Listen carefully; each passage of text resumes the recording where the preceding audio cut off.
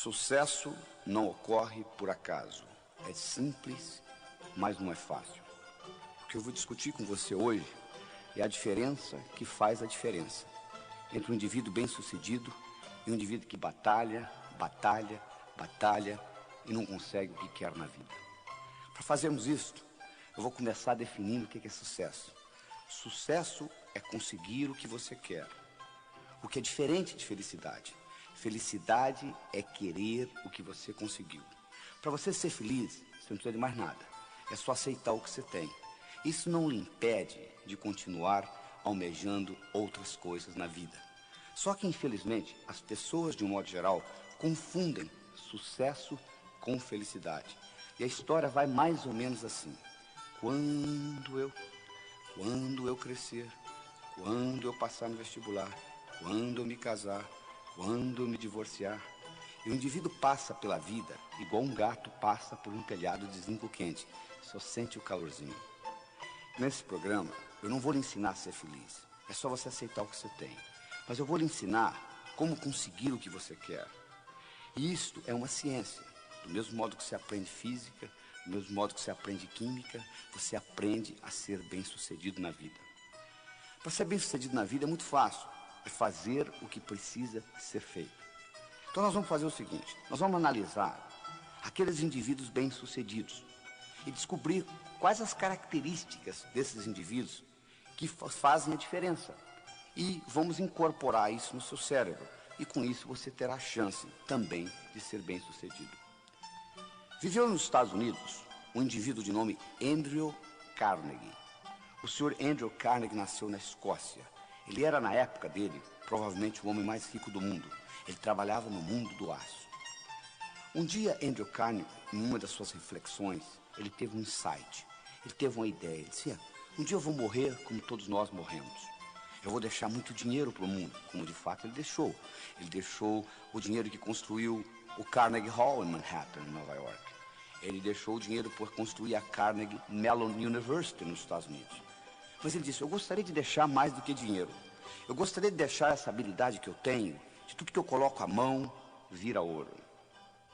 E ele então resolveu criar o que se chama a ciência do sucesso. E ele começou a procurar alguém que estivesse disposto a trabalhar com ele nesse projeto por 25 anos. Uma noite ele estava numa festa e ele conheceu um jovem de 19 anos de idade, de nome Napoleon Hill. E ele ficou impressionado com a inteligência desse jovem. E ele propôs a este jovem fazer esse trabalho de 25 anos, desenvolvendo a ciência do sucesso. Napoleon Hill foi para casa, pensou no assunto, avaliou, voltou e disse, eu aceito. Então Napoleon Hill, durante 25 anos, fez um estudo do que era sucesso. Ele teve a oportunidade de entrevistar 16 mil pessoas. Das 16 mil pessoas que ele entrevistou, 1.000 eram milionários. Dos 1.000 milionários, ele selecionou 500, que além de terem dinheiro, tinham paz de espírito, boa vida familiar, boa saúde, etc. E ele analisou profundamente as características desses 500 milionários e comparou com o resto. E ele descobriu que existiam 6 características principais que faziam uma diferença. E essas características são uma boa autoestima, uma boa habilidade de se comunicar, uma boa habilidade de estabelecer metas, de saber o que você quer, uma atitude positiva, uma dedicação ao trabalho e uma ambição sadia. O que eu vou discutir com você neste programa é exatamente como você consegue incorporar na sua estrutura psicológica essas 6 características. Você pode imaginar como se fosse uma escada, onde cada uma dessas características constitui um degrau da escada. E essa escada não leva a nada. Por que ela não leva a nada? Porque a escada do sucesso está sempre em construção. Não tem essa história de chegar. O que vale não é a chegada. O que vale é a caminhada. Então, são características que você vai incorporando. E uma coisa mais. Do ponto de vista didático, eu vou dividir para você em 6 degraus, em 6 etapas. Mas do ponto de vista real, é como se fosse um jogo de xadrez. Quem joga xadrez sabe, se você mexer numa peça do xadrez, você não mexeu numa peça, você mexeu no jogo inteiro. Aqui é a mesma coisa. Quando eu melhoro a sua autoestima, a sua habilidade de se comunicar melhora, a sua habilidade de estabelecer metas melhora, etc, etc, etc. Mas do ponto de vista didático, eu vou discutir com você uma de cada vez. Combinado? Muito bem. Então vamos começar com a primeira. Vamos discutir com você autoestima. Gostando mais de você. Se você não gosta de você, o mundo não vai gostar de você. Esta é a verdade. Infelizmente, do modo como nós somos criados, com as repreensões que nós recebemos na infância, estudos feitos mostrando que colocando microgravadores em crianças de 4 anos de idade, para cada elogio eles recebem 9 repreensões. A psicologia moderna mostra que para cada repreensão ser anulada do seu cérebro, você precisa de 7 elogios. E para cada elogio você recebe 9 repreensões durante a sua infância. Imagina o que vai acontecendo com a sua autoestima. Não só isso, você escuta muito não. Até a idade de 8 anos você escuta 100 mil nãos.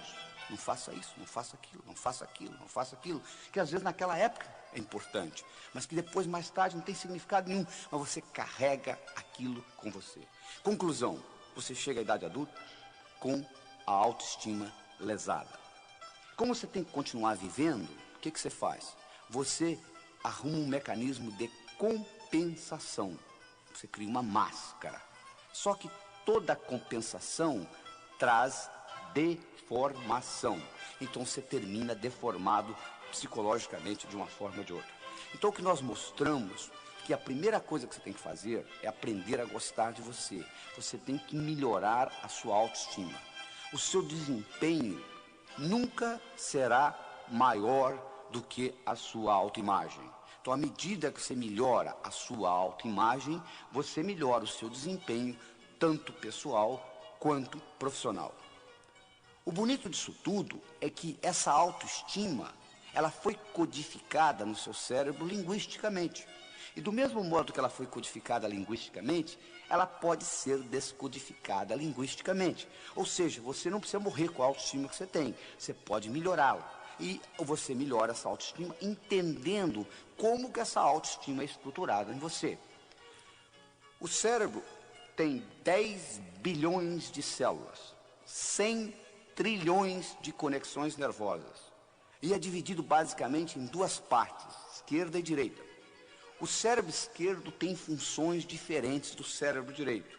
E existe uma estrutura que liga um hemisfério ao outro. O que acontece é que os indivíduos, de um modo geral, costumam usar muito uma parte do cérebro sem usar a outra. E se você não tiver acesso ao seu hemisfério direito, vai ficar muito difícil você recodificar a sua autoestima, porque ela está ligada ao que nós chamamos na neuroanatomia de sistema límbico.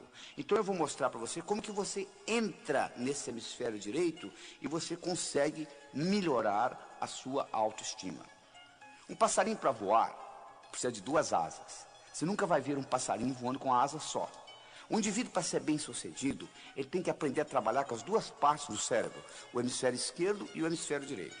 O hemisfério esquerdo, ele é verbal, ele é lógico, ele é matemático, ele é digital, ele é objetivo.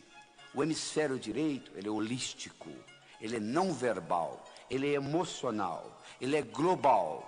O hemisfério esquerdo ele consegue ver a árvore, mas ele não consegue ver a floresta. O hemisfério direito ele consegue ver a floresta, mas ele não consegue ver a árvore. Então você precisa trabalhar com os 2. Enquanto você aprende a trabalhar com esses 2, infelizmente na escola você não aprendeu, porque a educação no mundo ocidental é orientada predominantemente para o hemisfério esquerdo, então você tem pouco acesso ao hemisfério direito, e 99% do seu poder está a nível inconsciente, porque o hemisfério esquerdo é apenas a ponta do iceberg. Porque o poder, 99%, está no hemisfério direito, está a nível inconsciente. Se você não tem acesso a isso, você não tem acesso a uma grande parte do seu poder pessoal como ser humano. E além disso, você não consegue recodificar coisas que você codificou na infância. Então eu vou lhe mostrar como isso funciona e como você consegue penetrar nesse hemisfério direito e fazer uma modificação nessa estruturação. E com isso, a sua autoestima vai mudar. No momento que a sua autoestima mudar, o seu desempenho vai mudar, ou seja, você vai melhorar o seu dia a dia. E e com isso a sua vida vai melhorar. Então vamos trabalhar nisso. Primeira coisa que você tem que entender é o seguinte: você, para entrar no hemisfério direito, os seus músculos têm que estar relaxados. Você não consegue entrar no hemisfério direito com a musculatura contraída. Então você tem que aprender um processo de relaxamento. Nem que seja um relaxamento de 3, 4 minutos. Mas você tem que aprender a dar uma desligada. As grandes ideias no mundo vieram do hemisfério direito. Como que o Einstein descobriu a teoria da relatividade? Ele estava deitado numa rede e de repente ele se imaginou viajando num raio de luz e descobriu a teoria da relatividade. Como que Arquimedes descobriu o princípio de Arquimedes? Ele estava deitado numa banheira, tomando banho, e de repente a ideia veio, e ele correndo nu na rua, eureka, eureka, eureka, achei, achei, achei. Porque o jeito como Arquimedes descobriu o princípio de Arquimedes é porque ele trabalhava para um rei, e o rei deu a ele a incumbência de descobrir se a coroa que o rei tinha ganho de presente era uma coroa totalmente de ouro, ou se tinha prata misturada, mas ele tinha que descobrir isso sem destruir a coroa. E ele levou essa ideia para a banheira, ele tomando banho, de repente ele descobriu como que ele conseguiria fazer isso sem destruir a coroa. E daí veio o princípio de Arquimedes. Mas o que eu estou querendo dizer é o seguinte: as grandes ideias vêm desse hemisfério direito. E você geralmente tem que estar num processo de relaxamento para que você penetre nessa parte do seu inconsciente que representa 99% do seu poder. Às vezes, em momentos de dificuldade na sua vida, você já entrou nisso. Tem um caso interessante que eles contam de uma senhora que dirigia numa estrada do Texas. Ela dirigia uma picape e a picape furou o pneu. E ela foi trocar o pneu da picape. E nisso que ela estava trocando o pneu, o macaco desceu de novo. Só que ela não percebeu, ela tinha um filho de 4 anos de idade, que saiu da cabine e entrou debaixo da picape. Na hora que o macaco enguiçou, o menino ficou preso debaixo da picape. Ela foi lá e levantou essa caminhonete. Ela com 50 quilos. Mas de onde que vem essa força? Vem do inconsciente. Do mesmo modo que essa força física foi gerada dessa parte do cérebro, nessa situação difícil, existe uma força mental também que vem do inconsciente, que você consegue despertá-la. Uma outra técnica importantíssima para você desenvolver a sua autoestima é a habilidade de visualização.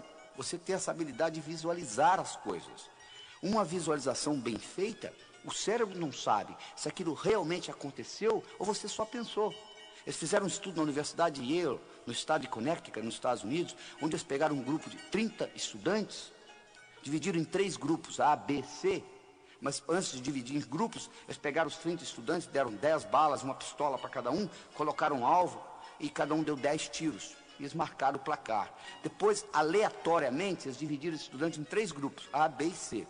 O grupo A viria ali 5 vezes por semana, 20 minutos por dia, durante 6 semanas, praticando atirar no alvo. O grupo B faria a mesma coisa, ou seja, 5 vezes por semana, 20 minutos por dia, durante 6 semanas, com a finalidade de ficar ali imaginando que estava atirando, só imaginando, não tinha revólver na mão não. O terceiro grupo viria ali e ficaria ao mesmo tempo conversando, batendo papo. 6 semanas depois eles foram retestados. O grupo que usou o revólver para praticar melhorou no placar 83%. O grupo que só usou a imaginação melhorou 82%. O grupo que não usou nada, nem o revólver, nem a imaginação, não melhorou absolutamente nada. Provando que o revólver era nada mais, nada menos, um instrumento para você imaginar, para você focalizar a sua mente. Olha o poder da visualização, é impressionante. E isso não é ensinado na escola. Você pode modificar muita coisa dentro de você à medida que você aprende a visualizar. O processo simples que eu ensino é o seguinte: você pega uma maçã na mão esquerda, uma laranja na mão direita, coloca na altura dos seus olhos, fecha os olhos, imagina a laranja e a maçã. Se você tem dificuldade, você abre os olhos, dá uma coladinha, torna a fechar, e com isso você vai começando a treinar, que é uma habilidade que você tem que treinar. A outra coisa importante para você desenvolver a sua autoestima é você sorrir. Existe uma conexão entre a musculatura da boca e o cérebro, e na hora que você sorri, se você estiver sorrindo mesmo forçado, libera um hormônio chamado beta-endorfina, e esse hormônio lhe faz bem. As pessoas que sorriem mais, de um modo geral, vivem mais. Você pode ir num lobby de um hotel, fica na saída de um elevador, quando sai um casal, por exemplo, você vai ver que o homem sai de cara feia, a mulher sai sorrindo. Você sabe que as mulheres vivem 8 anos e meio a mais do que os homens. Então, o sorriso é muito importante para facilitar a sua autoestima. Outra coisa importantíssima para desenvolver a sua autoestima é você entender que semelhante atrai semelhante. Se você abrir a torneira da sua cozinha, sai água. A água vai para o esgoto. O esgoto vai para o rio. O rio vai para o mar. Água vai para a água. Ódio vai para quem tem ódio. Amor vai para quem tem amor. Não é verdade? Sucesso vai para quem tem sucesso. Não é verdade? Sucesso vai para quem tem sucesso. Então é importante, de vez em quando, você parar e você começar a analisar o seguinte: quais foram os grandes sucessos que eu tive na minha vida? O que eu fiz até hoje de importante? E no momento que você começa a se concentrar naquilo que você fez de importante, você vai perceber o seguinte, que trazendo aquela imagem para o seu cérebro de sucesso, aquilo vai atrair mais sucesso. Interessante, né? Aquilo vai atrair mais sucesso. Semelhante atrai semelhante. Outra coisa importante para você desenvolver a sua autoestima é você ter essa habilidade de entender que falha faz parte do processo. Como é que você aprendeu a andar? Você levantou, caiu, levantou, caiu, levantou, caiu, até que um dia você andou, não é verdade? Então, tudo que você vai fazer na vida, entre a sua realidade e a sua visão, vai ter etapas. Essas etapas, às vezes você não vai fazê-las certas da primeira vez. Mas não existe o errado, existem etapas. Conta-se que uma vez um amigo do Thomas Edison estava conversando com ele e disse: Thomas, eu não entendo o que você faz. Você já testou 10.000 substâncias e elas não funcionaram para você criar essa lâmpada incandescente que você está criando. Por que você não desiste? Já errou 10.000 vezes. Thomas Edison disse: não, você está enganado, eu não errei 10.000 vezes. Eu excluí 10.000 coisas que não funcionam. Ou seja, eu usei isso como etapa. A outra coisa importante para você desenvolver a sua autoestima é você ter a habilidade de doar-se. Fazer coisa independente de dinheiro. Fazer coisa pelo prazer de fazê-la. Eu não tenho nada contra o dinheiro. Eu trabalho nisso, com livros de prosperidade, etc. Mas eu acho que você tem que fazer as coisas na vida, às vezes, independente do interesse financeiro. Só pelo prazer de manifestar aquilo no universo. E aquilo lhe dá uma satisfação tão grande que você desenvolve a sua autoimagem com isso. Outra característica importante no desenvolvimento da autoestima é o seguinte: se você vive em terreiro de peru, não espere voar com águias. É verdade? Se você vive em terreiro de peru, não espere voar com águias. Se os seus amigos são amigos negativos, que puxam você para baixo, é muito difícil você deslanchar na vida. Já é difícil nadar contra a correnteza, principalmente com peso no pescoço. Então é importante você entender que você tem que procurar amizades de pessoas do seu nível ou melhor do que você. Porque você terá espelho, você terá pessoas para você modelar, imitar e, consequentemente, crescer. Se você se liga a indivíduos que estão pior do que você, o que vai acontecer é que vão puxar você para baixo. Então, se você vive em terreiro de peru, é muito difícil você aprender a voar com águias. E, finalmente, uma característica importante na autoestima são as suas qualidades. Você tem que sempre focalizar naquilo que você é bom e não naquilo que você é ruim. Se você tem 1,70 m, você nunca vai ser um excelente jogador de basquete. Por mais que você pratique, você pode praticar 24 horas por dia, 365 dias por ano. Você nunca vai ser um excelente jogador de basquete. Por quê? Sua altura, tendo 1,70 m, não é uma qualidade para jogar basquete. Você tem que procurar aquilo que você é bom e você capitaliza naquilo que você é bom. São Tomé dizia o seguinte: eu preciso ver para crer. Na minha opinião, São Tomé estava um pouquinho enganado. Eu acho que você precisa crer para ver. Tudo que aconteceu de importante no universo, todas as descobertas importantes, elas ocorreram antes de quem inventou vê-las. Ele viu primeiro na mente. Então, se você tem que ver para crer, pouca coisa vai acontecer na sua vida, que você tem que sempre presenciá-la primeiro para depois imitá-la. Você já pensou se todo brasileiro tivesse essa atitude? Eu só acredito que a crise brasileira vai passar o dia que ela passar. E todo mundo falasse do mesmo jeito, todo mundo ia ficar de braço cruzado, esperando essa crise passar. É verdade? Então o que você tem que fazer é o seguinte: você tem que crer para ver. Este é que é o segredo. Você tem que acreditar primeiro e depois colocar em prática. Porque tudo que acontece no universo físico, primeiro aconteceu na mente de alguém. Essa é a grande verdade. É muito importante você entender isso. E essa credibilidade, às vezes você é bloqueado pelas mensagens negativas que você recebeu durante a infância. Eu faço uma analogia muito interessante, seguinte: imagine aí imagine um jarro, que você põe uma pulga dentro desse jarro e você tampa o jarro. Imaginou? Agora, a pulga não vai gostar de ficar nesse jarro. Ela vai pular para sair do jarro. Então ela pula, ela bate na tampa, volta, bate, volta, bate, volta. Chega uma hora que a pulga vai cansar. Então ela vai pular mais baixo um pouquinho. Quando a pulga começar a pular mais baixo um pouquinho, você pode ir lá e destampar a tampa do jarro, que a pulga nunca mais vai pular fora do jarro. Você não acredita? Faça a experiência aí para você ver o que vai acontecer. Mas você não precisa fazer a experiência. Você está lembrado como é que eles treinam o elefante no circo? Eles pegam um elefante bebê, amarram uma corda no pescoço dele, amarram numa árvore. O elefante tenta sair, não consegue, tenta sair, não consegue, tenta sair, não consegue, até que o elefante desiste. No momento que o elefante desistiu, ele agora está condicionado. Quando ele é adulto, agora a única coisa que o palhaço tem que fazer é amarrar uma corda no pescoço dele e amarrar na perna do tamborete. E ele continua pensando que ele está amarrado numa árvore. Interessante, né? Porque ele está condicionado. Você não precisa ir ao circo. Olhe no espelho. É verdade. Tem muita coisa que você foi condicionado que hoje está obsoleto. Quando você tinha 7 anos de idade, sua mãe disse: não atravesse a rua sozinho. Perfeitamente. Quando você tinha 7 anos, aquilo era importante. Agora já não é tão importante. Agora você tem que atravessar sozinho. Bom, isso aí você já superou.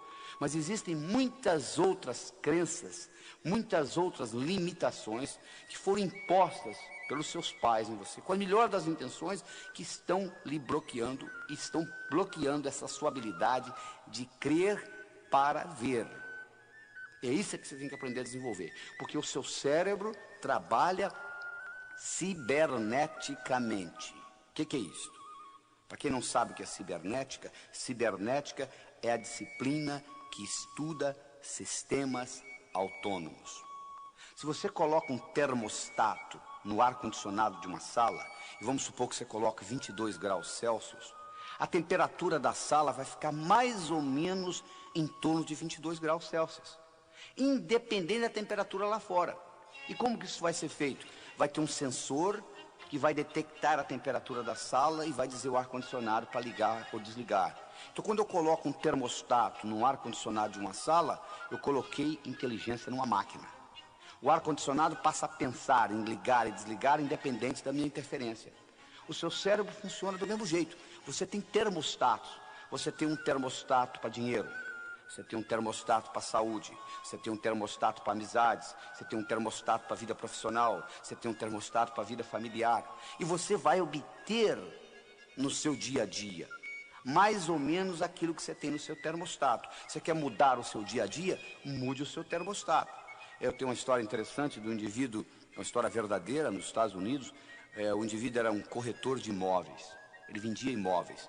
Era um brilhante, um cara de boa aparência, boa inteligência, boa educação, boa comunicação, conhecia o assunto. Mas, infelizmente, quando chegava no fim do ano, ele juntava o que ele tinha ganho, ele faturava $30 mil por ano, que nos Estados Unidos não é muita coisa. E ninguém conseguia entender, o cara tão brilhante na profissão dele, como ele conseguia ganhar só $30 mil por ano? Um dia ele foi hipnotizado, e durante a hipnose, descobriu-se que quando ele tinha 7 anos de idade, o pai dele tinha falecido.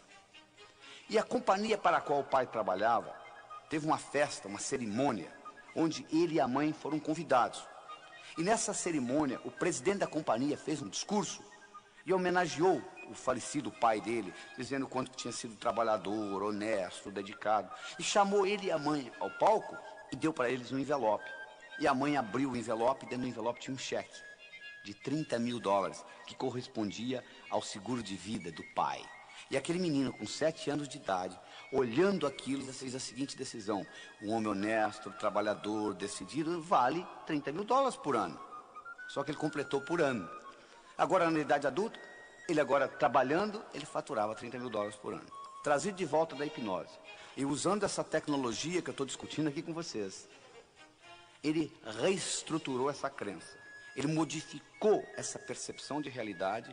No mês seguinte ele dobrou o que ganhava, no mês seguinte ele triplicou e assim por diante. Um ano depois, esse mesmo indivíduo faturava $1 milhão por ano, levantando a mesma hora que ele sempre levantou, indo dormir a mesma hora que ele sempre foi dormir, fazendo o que ele sabia fazer, vender imóveis. O que mudou? Nada. O que mudou foi o termostato dentro dele. Ou seja, o termostato para dinheiro mudou na vida dele. Então é como se você tivesse com letras invisíveis escritas na sua testa o quanto você vale. Está escrito aqui que você vale $10 mil na sua testa invisivelmente. O universo vai entregar $10 mil. Está escrito aqui que você merece um bom relacionamento, você vai encontrar um bom relacionamento. Então o segredo está em você ficar certo por dentro. E aí você vai ficar certo por fora. Não tem nada errado com o universo. O universo é um lugar abundante, paradoxal, feito para todo mundo ganhar. Só que você tem que estar certo. Porque se você não estiver certo, você muda de emprego, você muda de cidade, você muda de país. Você já percebeu que quando você muda de uma empresa para outra, o outro patrão, depois de 5, 6 meses, começa a parecer igual aquele antigo? Por quê? Você levou os seus problemas com você. Porque o indivíduo diz assim, se eu pudesse mudar dessa cidade para outra, eu resolveria o meu problema. Não, você não resolveria. Você não resolveria porque quando você muda, você leva você com você. Esse aqui é o problema.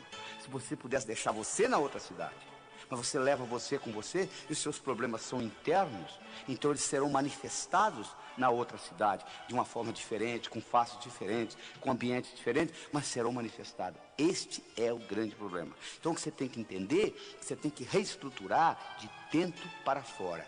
Essa que é a solução. A analogia que eu quero deixar para você nessa autoestima é a seguinte: imagine um jarro com bolas de várias cores dentro desse jarro. Imaginou? Imagine que tem vermelha, verde, amarela, e as amarelinhas são os problemas que você carrega com você na vida, as codificações negativas de infância, etc. Você tem 2 modos de você eliminar essas amarelinhas de dentro desse jarro. Uma delas, você vai lá e tira uma por uma das amarelinhas. Você pode fazer isso na psicoterapia, etc. A outra é você começar a colocar bolas vermelhas, verdes, bolas de outras cores dentro desse jarro, sob pressão, e automaticamente as amarelinhas serão eliminadas. Isso é um jeito de fazê-lo.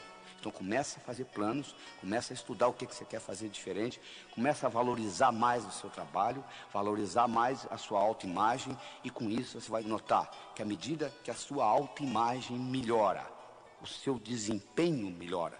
Então esta é a primeira das 6 características importantes. Comunicação. Comunicação é fundamental em você conseguir o que você quer. Qual o valor de uma moeda de ouro no fundo do Oceano Atlântico, onde ninguém consegue chegar lá? Vale nada, não é verdade? O que adianta você ter conhecimento na sua cabeça se você não consegue se expressar? Não resolve absolutamente nada. Comunicação é uma habilidade essencial na sua vida pessoal e profissional. Deixa eu lhe perguntar uma coisa. O quanto de comunicação você aprendeu na escola? Praticamente nada, né? O que você sabe de comunicação, você aprendeu por autodidatismo ou por osmose. Ninguém nunca lhe ensinou como que o cérebro se comunica. Não é verdade? E é essencial para você entender isto.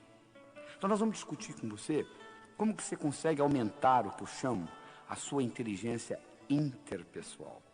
Como que você faz isso? Primeiro, você é julgado na vida por 4 coisas: o que você faz, a sua aparência, o que você diz e como você diz o que você diz. O que você faz? Como é que você descreve a sua profissão?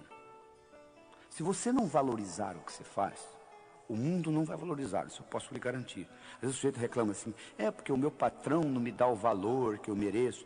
Você se dá. Você valoriza o trabalho seu? A valorização tem que começar com autovalorização. Ou seja, primeiro você tem que gostar do seu trabalho, você tem que valorizá-lo, você tem que aprender a descrevê-lo de uma forma atraente. A história que eu conto é o seguinte: você pega 2 pedreiros, um trabalhando ao lado do outro. Você pergunta para um pedreiro, o que você faz na vida? Ele diz, eu sou pedreiro, eu coloco um tijolo em cima do outro, um tijolo em cima do outro. Você pega o outro indivíduo que também é pedreiro, que está sentado ao lado dele, e você pergunta, o que você faz na vida? Eu sou pedreiro, eu estou construindo a Catedral de Notre Dame, que vai ficar para a posteridade. Olha que interessante. Os 2 fazem a mesma coisa.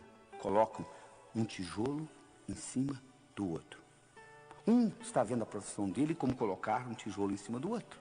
O outro tem uma perspectiva muito maior. Ele tem a sensação que ele está construindo uma coisa que vai ficar para a posteridade. Então, a pergunta para você que eu tenho é o seguinte: o quanto que você valoriza o seu trabalho? Não interessa a sua profissão, o seu trabalho é importante. A segunda coisa que você vai ser julgado é pela sua aparência. Você já imaginou se você encontrasse um indivíduo, se fosse num curso, fazer um curso sobre sucesso, e você encontrasse lá um indivíduo de jeans, furado no joelho, tênis desamarrado, camiseta, uma tatuagem no braço, mascando chiclete? Você diz, poxa, mas esse é um indivíduo que vai ensinar sucesso? A aparência é fundamental. Eu digo o seguinte: se você quiser servir o exército, não apareça lá com o uniforme da Marinha. Se você quer jogar no time do Flamengo, não entre em campo com a camisa do Fluminense. Ou seja, você tem que se vestir de acordo com a mensagem que você quer passar. Eles fizeram um estudo em Nova York, no metrô de Nova York, na época que o metrô era 75 centavos. Eles pegaram um estudante, colocaram 50 centavos na mão dele e disseram o seguinte: ó, você vai ficar aqui na porta do metrô e vai abordar as pessoas do seguinte modo. Você vai dizer assim: ó, esqueci minha carteira em casa e o metrô é 75 centavos, eu tenho 50. Dá para completar 25 para ir para casa? O estudante fez isso durante 1 hora. Ganhou $6. Nada mal, né? Na segunda hora, eles colocaram uma gravata nele. Ele ganhou 18. 3 vezes mais. Os psicólogos fazendo o estudo pensaram: vai ver que, sabe o que aconteceu? Ele ganhou know-how, ele aprendeu como solicitar.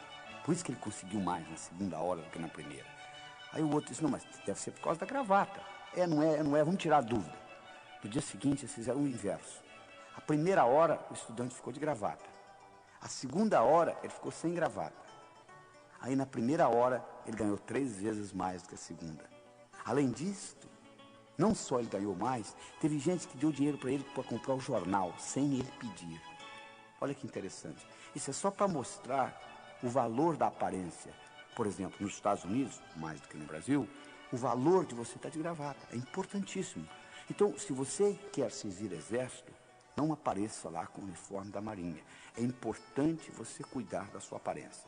Então, a primeira coisa que é importante é você saber descrever bem o que você faz. Valorizar o seu trabalho. A segunda coisa importante é a sua aparência. Quer dizer, você tem uma aparência que é agradável. A terceira coisa importante é o que você diz. É importante o que você diz, porque você vai expressar a sua inteligência. Se você não está certo de uma coisa, fique calado. Porque enquanto você estiver calado, eles não sabem se você é inteligente ou não. Mas no momento que você falar besteira, eles vão detectar imediatamente que você não é tão brilhante naquele assunto. Então, quando você não sabe, escute. Por isso nós temos 2 ouvidos e uma boca só. Porque nós somos construídos para escutar mais do que falar. E ainda tem mais. Toda vez que você fala, a sua pressão aumenta, sabia? Toda vez que você escuta, a sua pressão diminui. Então existe um reflexo cardiovascular entre você falar e ouvir. Quando você fala, a pressão sobe. Quando você escuta, a pressão desce. Então, escutando, não só você está fazendo bem para o seu corpo, porque você está com a pressão diminuída, como também você está aprendendo. É um jeito de você aprender. E quarta característica, não só o que você fala, mas como você fala. Eu poderia trazer alguém aqui que fizesse essa apresentação do mesmo jeito que eu estou fazendo, usando o mesmo vocabulário. A apresentação poderia ser muito melhor ou muito pior, porque não é só o que eu falo que está sendo contado aqui, é como eu falo, que ênfase que eu dou às palavras, de que modo que eu coloco a energia, isso tudo conta. Vou provar isso para vocês. Escute essa frase. Eu não disse que ele roubou o dinheiro. Eu não disse que ele roubou o dinheiro. Quem foi que disse? Eu não disse que ele roubou o dinheiro. Como que você se expressou? Eu não disse que ele roubou o dinheiro. Quem foi que roubou? Eu não disse que ele roubou o dinheiro. Como que ele conseguiu? Eu não disse que ele roubou o dinheiro. O que foi então que ele roubou? Olha só, a mesma frase tem 5 significados diferentes, dependendo de onde você coloca a ênfase. Não é verdade? Às vezes tem briga de marido e mulher, A mulher pergunta para o marido, bem, você está com raiva? Não! O que você acha? Não é só o que você diz que conta, mas como você diz. Então são essas 4 características importantes na sua comunicação. O modo que você expressa e valoriza a sua profissão, como é que você apresenta o que você faz, a sua aparência, o que você diz e como você diz. E como você diz tem muito a ver com o movimento dos olhos. Através do movimento dos olhos, você pode se tornar mais inteligente, mais criativo, melhorar a sua memória, melhorar a sua comunicação e até a sua vida sexual, através do movimento dos olhos. Você pode movimentar seus olhos em 9 posições diferentes. Você pode olhar para cima, para a esquerda, para o centro, para a direita. Você pode olhar na horizontal, para a esquerda, para o centro, para a direita. Você pode olhar para baixo, para a esquerda, para o centro, para a direita. Vou repetir aí, olha só. Você pode olhar para cima, para a esquerda, para o centro, para a direita. Você pode olhar na horizontal, para a esquerda, para o centro, para a direita. Você pode olhar para baixo, para a esquerda, para o centro, para a direita. Vamos esquecer as posições centrais que não tem nada a ver com essa nossa apresentação aqui de hoje. Sobram 6 posições. Você pode olhar para cima, para a esquerda, para a direita. Você pode olhar na horizontal, para a esquerda, para a direita. Você pode olhar para baixo, para a esquerda, para a direita. De acordo com a posição do olho, você vai ativar áreas diferentes dentro do seu cérebro. É verdade. Vamos explicar isso melhor. O abecedário do pensamento tem 3 letras. O que é isso? É o seguinte. Todo pensamento que você tem, por mais simples ou complexo que ele seja, ele pode ser desmembrado em 3 componentes, que eu chamo de letras do pensamento. Imagem, som e sentimento. Vou provar isso para você. Recorde alguma coisa agradável que ocorreu no seu passado. Então, olha aí, veio uma imagem no seu cérebro, com ou sem sons, dependendo do que aconteceu lá, o barulho do mar, o vento, ou a música, ou alguém conversando, não é verdade? E a sensação é agradável, porque eu solicitei um evento agradável. Todo o pensamento, por mais simples ou complexo, você pode desmembrá-lo em imagem, som e sentimento. É assim que o cérebro trabalha. Ora, o interessante é que através do movimento dos olhos, você consegue perceber se a pessoa dentro do cérebro está trabalhando com imagem, com som ou com sentimento, naquele momento. Então, quando eu olho para os seus olhos, eu não sei o que você está pensando, mas eu sei como que você está pensando. Ou seja, com imagem, som ou sentimento. Olha que interessante. Se você olha para cima, você está trabalhando com imagens dentro do seu cérebro. Vou fazer um teste, olha só. Qual foi a cor da blusa ou da camisa que você usou antes de ontem? Tente recordar da cor da blusa ou da camisa que você usou antes de ontem. Você percebe, olha como é que seu olho subiu, olha aí, que interessante. Na hora que você faz essa pergunta para o seu cérebro, você percebe que seu olho sobe. Sobe por quê? Porque você vai ter acesso à cor da camisa através de imagem. Então o seu olho vai subir. Se o seu olho sobe para a esquerda, você está lembrando coisas que você já sabe. Se o seu olho sobe para a direita, você está criando coisas novas no seu cérebro. Presta atenção nisso que eu vou falar. Pense num elefante roxo, de cauda vermelha e orelhas amarelas. Elefante roxo, de cauda vermelha e orelhas amarelas. Olha o que acontece com o seu olho quando você começa a visualizar. A tendência é ele subir para cima, para a direita. Porque você nunca viu um elefante com essa cor. Você tem que criar isto no seu cérebro. Ora, você aprendeu então que quando você trabalha com imagens, os seus olhos sobem. Para a direita, criando coisas novas. Para a esquerda, recordando. Eu disse para vocês que através do movimento dos olhos você pode melhorar a sua memória. Claro que você pode. Se eu estou querendo lembrar uma imagem de alguém, estão lembrados do João? O João, quem que é o João? O João. Aí você olha, lembrei. Por que você lembrou? Porque você coloca o olho na posição certa, ou seja, para cima, para a esquerda. E aí você lembra, porque você ativa a parte do cérebro que tem a memória visual. Se você é um pintor e você está querendo criar um quadro, e se você trabalha olhando para cima, para a direita, a sua criatividade vai aumentar, automaticamente, porque você está ativando aquela parte da criatividade visual. Se você trabalha com os olhos na horizontal, você está trabalhando com sons dentro do cérebro.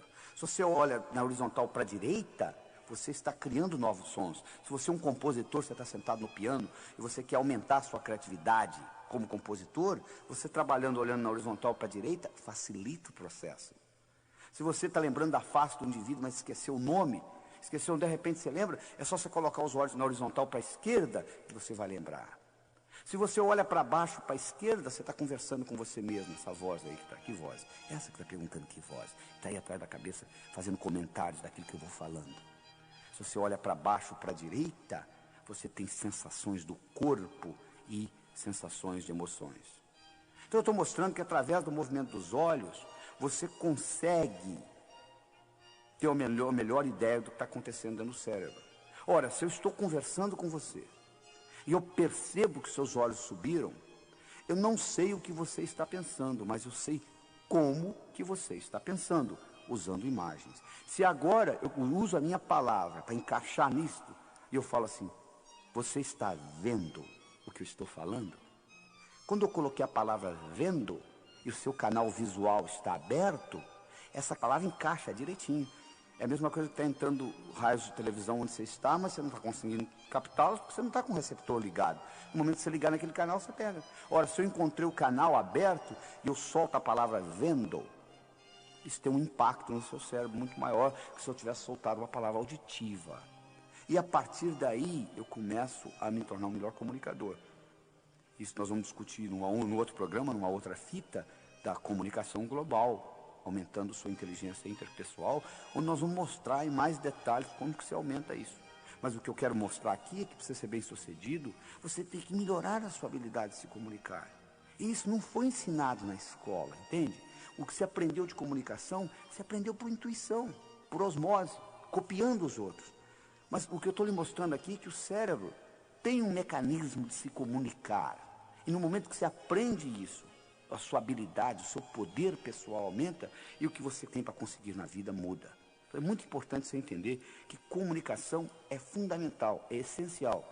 Eu vou repetir aquilo que eu falei no começo. Qual o valor de uma moeda de ouro no fundo do Oceano Atlântico, onde ninguém chega lá? Não adianta nada. Não adianta você ter conhecimentos brilhantes dentro do seu cérebro se você não consegue se comunicar com o mundo. Não é verdade?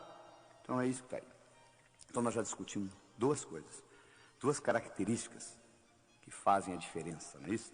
Entre os indivíduos bem-sucedidos e aqueles que batalham, não conseguem o que quer na vida. Uma delas foi a autoestima, e eu mostrei para você que você pode mudá-la. E a segunda é a comunicação. Eu estou mostrando para você também que você pode mudá-la. Você não vai num berçário e diz aquele ali vai ser um bom comunicador, aquele não vai, aquele não vai. Comunicação é programação. Então nós estamos melhorando a programação e melhorando a comunicação das pessoas através desse processo. Vamos discutir uma terceira coisa. Metas. E como que nós transformamos sonhos em metas. Tem gente que nem sonha mais, já parou de sonhar. Tem gente que sonha a vida inteira. Mas como que você consegue transformar sonhos em metas? Bom, quando você terminar de escutar essa fita, você vai fazer outra coisa, não vai? Provavelmente você já sabe o que é, não é? Agora deixa eu lhe perguntar uma coisa. O que você vai fazer com a sua vida daqui a um ano? Hein? Daqui 5 anos, daqui 10 anos, daqui 15 anos, daqui 20 anos. Sabe o que você vai dizer para mim? Não tive tempo ainda de parar para pensar. Coisa mais importante que é a sua vida, você não teve tempo de planejar, né? É tão difícil você voltar, você conseguir uma coisa que você não sabe o que é, como voltar de um lugar que você nunca foi. Não é verdade? Então, a primeira coisa que você tem que entender é o seguinte, você tem que saber o que você quer. Você tem que saber transformar, você tem que sonhar, você tem que transformar seus sonhos em metas e você tem que implementar essas metas. Deixa eu contar para vocês o resultado de um estudo fascinante que foi feito na Universidade de Harvard. Em 1953, eles entrevistaram todos os formandos da Universidade de Harvard. Fizeram um questionário grande. O que você vai fazer depois de formado? Nos primeiros 6 meses, 1 ano, 5, 10, 15, 20. A maioria não tinha a menor ideia. Uma pequena minoria tinha uma ideia. Dessa pequena minoria, uma pequena minoria ainda menor, tinha por escrito. Em 1973, 20 anos depois, eles reentrevistaram esses estudantes. Sabe o que eles descobriram? Que aqueles 3% que tinham por escrito o que eles iam fazer nos próximos 6 meses, 1, 5, 10, 15, 20 anos, valiam mais financeiramente do que os 97% juntos. Além do mais, tinham melhor vida familiar, menor número de hospitalização, etc, etc, etc. Eles ficaram fascinados com o resultado e resolveram avaliar. Vai ver que esses indivíduos são mais inteligentes. Eles foram verificar o QI era o mesmo. Vai ver que vem de raça diferente. Não, não era diferente. Vai ver que é o background, de que família que veio. Não era. A única diferença que fazia a diferença é que aqueles indivíduos tinham por escrito o que eles iam fazer nos próximos 6 meses, 1, 5, 10, 15, 20. Você tem por escrito? Não, né? Pois é, deixa eu lhe ajudar nessa então, tá? Porque se você falhar em planejar, meu amigo, você está planejando em falhar. Tá bom? Então vamos discutir algumas das metas que você pode criar para você, tá bom? Você pode criar, por exemplo, uma meta física. É importante você ter um corpo sadio.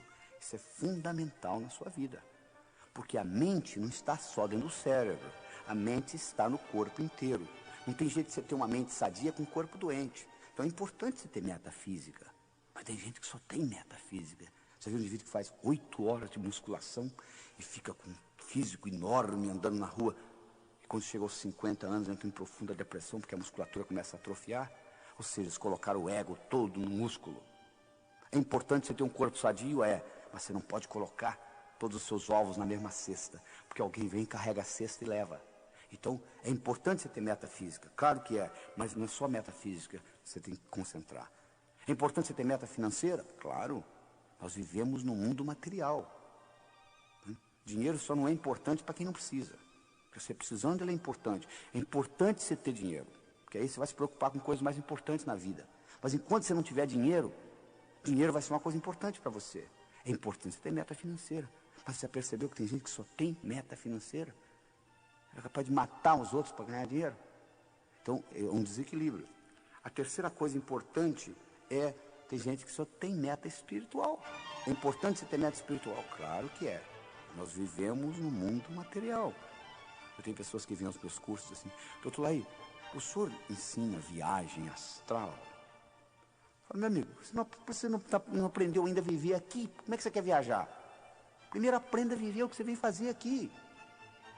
Depois da sua morte, você vai viajar astralmente, 24 horas por dia, tempo integral, poxa. Aprenda primeiro a viver o dia a dia. Aprenda a respeitar os outros. Aprenda a ter seu esquema. Aprenda a produzir. Aprenda a fazer as coisas com excelência. Pra você não ficar repetindo nada. Primeiro você aprende isto. Depois você vai pensar em viajar astralmente. Porque você veio aqui para viver uma vida material também.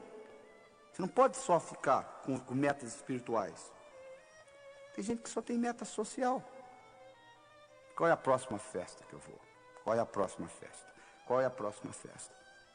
É importante você ter uma vida social, mas se você fica só nisso que está aí, fica muito difícil. É importante você ter uma vida profissional, uma meta profissional. Fundamental. Mas se você só tem meta profissional, você infarta aos 40, não sabe por quê. Os seus filhos crescem, você nem tem oportunidade de brincar com eles.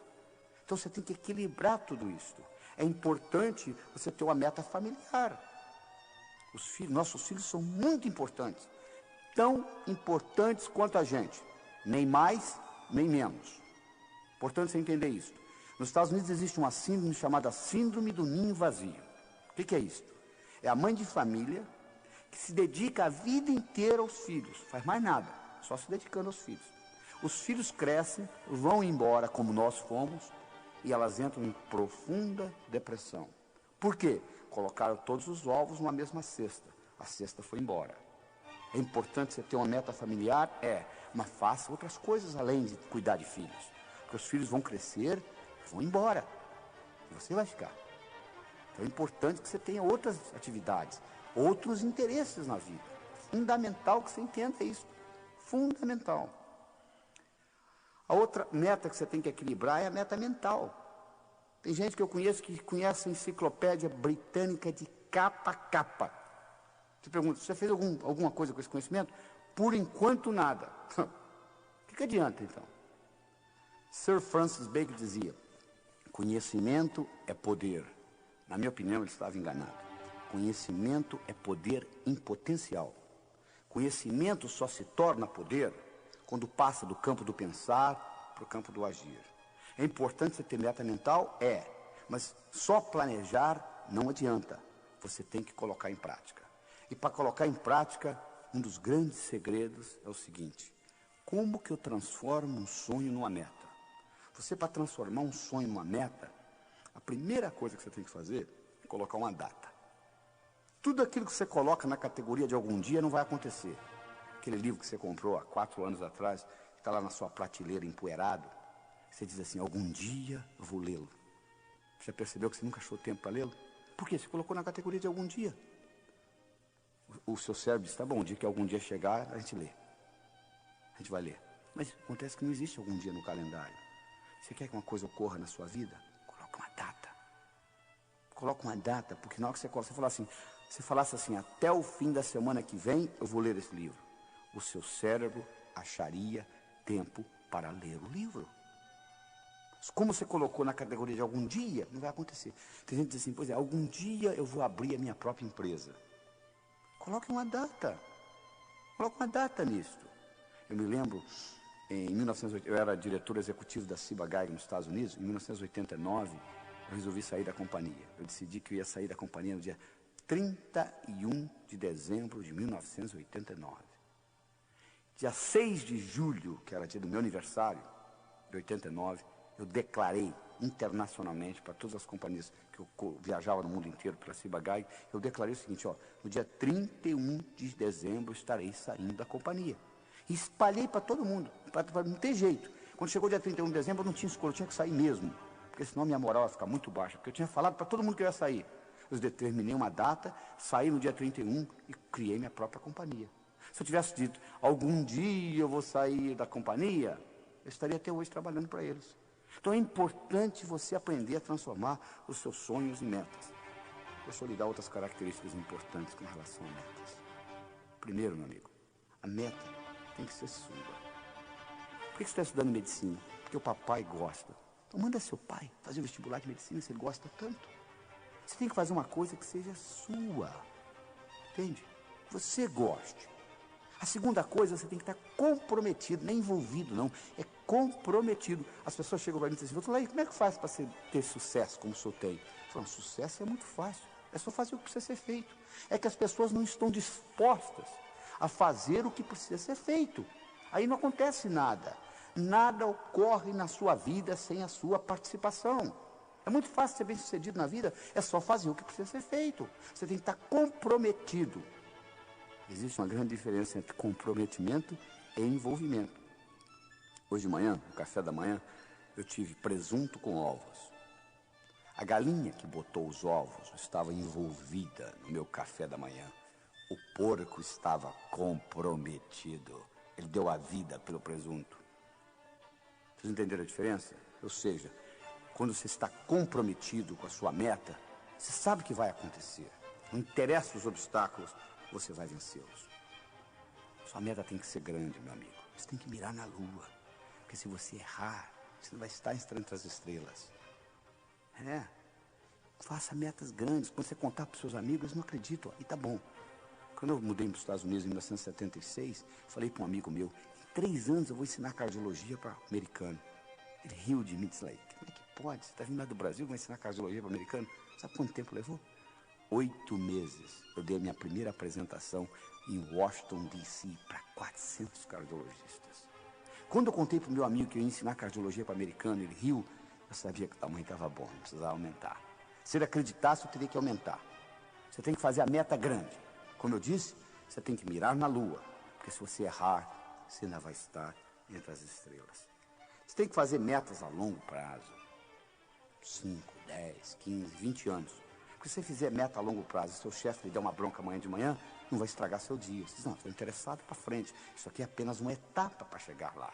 Então é importante você entender essa característica. Você tem que planejar. Se você falha em planejar, você está planejando em falhar, meu amigo. É importante você entender essa característica. Você tem que ter atividades diárias. Você diz assim: eu quero ser milionário em 5 anos. Bom, como que você vai estar daqui a 4, daqui a 3, daqui a 2, daqui a 1, daqui a 6 meses? daqui 30 dias, daqui 7 dias. O que você vai fazer amanhã de manhã para ser milionário daqui 5 anos? Não é só esperar os 5 anos passar e acabou, não.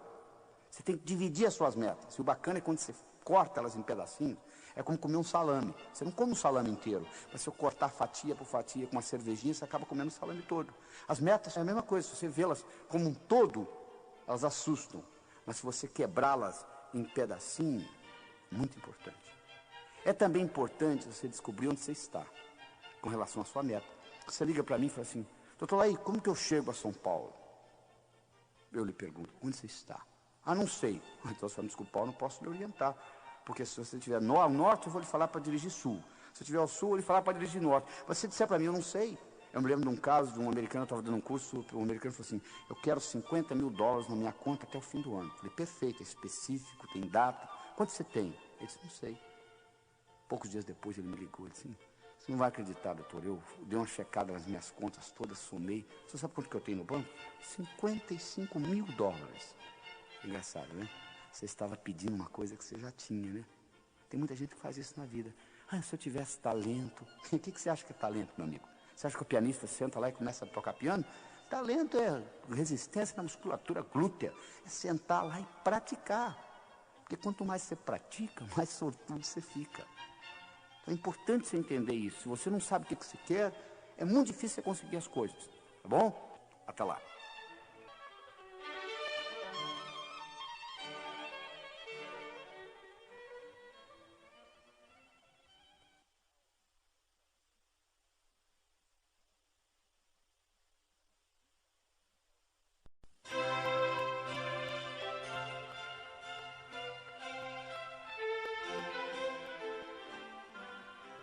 Pois é, então, vamos continuar a nossa discussão sobre sucesso, né? Já discutimos com vocês autoestima, discutimos comunicação e discutimos a habilidade de estabelecer metas. Muito importante, metas, né? É importante também se focalizar naquilo que você quer, não naquilo que você não quer. As pessoas, de modo geral, ficam focalizadas, não querem. Você pergunta para a pessoa, o que você quer na vida? Bom, eu não quero câncer, não quero pobreza. Não estou perguntando o que você não quer. Quero saber o que você quer. Se você se concentra naquilo que você não quer, ao invés de se concentrar naquilo que você quer, é como se você estivesse dirigindo um carro, olhando pelo retrovisor. Você sabe de onde você está vindo, mas você não sabe para onde você está indo. Vou repetir esta, tá? Se você se concentra naquilo que você não quer, ao invés de se concentrar naquilo que você quer, é como se você estivesse dirigindo um carro, olhando pelo retrovisor. Você sabe de onde você está vindo, você não sabe para onde você está indo. Esse é o problema. Muito bem. Nós agora vamos discutir a quarta característica do que Napoleon Hill encontrou naqueles 500 milionários. E essa característica é a atitude. A atitude que você tem com relação às coisas. Se eu lhe apresento um copo pela metade de água, você pode vê-lo metade cheio ou metade vazio. O copo está pela metade. Você pode enfatizar no que tem ou no que está faltando.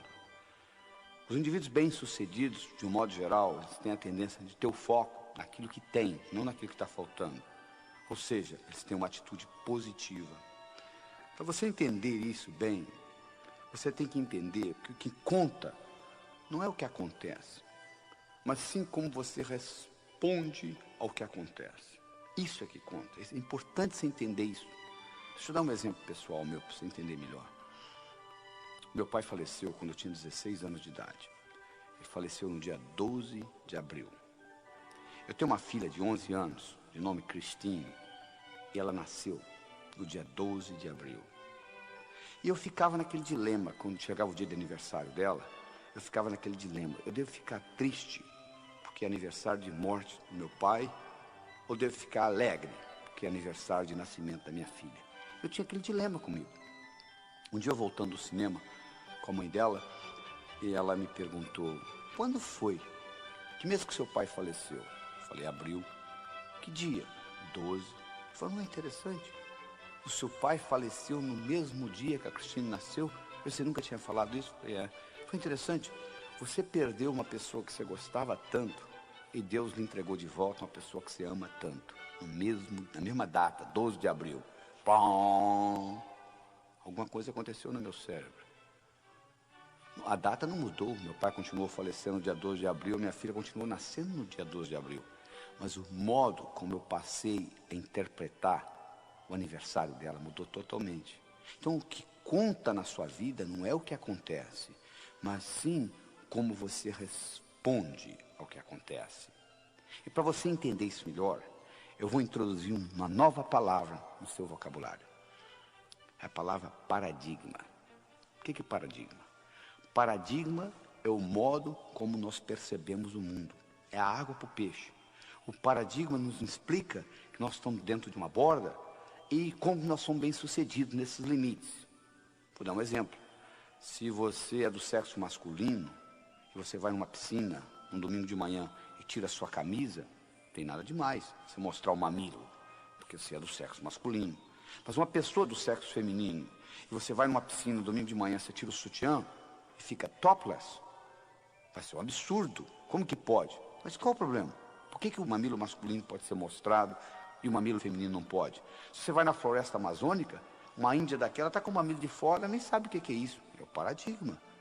Nesse paradigma que nós vivemos, o mamilo feminino é para ser guardado. E o mamilo masculino pode ser mostrado na piscina. Isso é puramente um paradigma.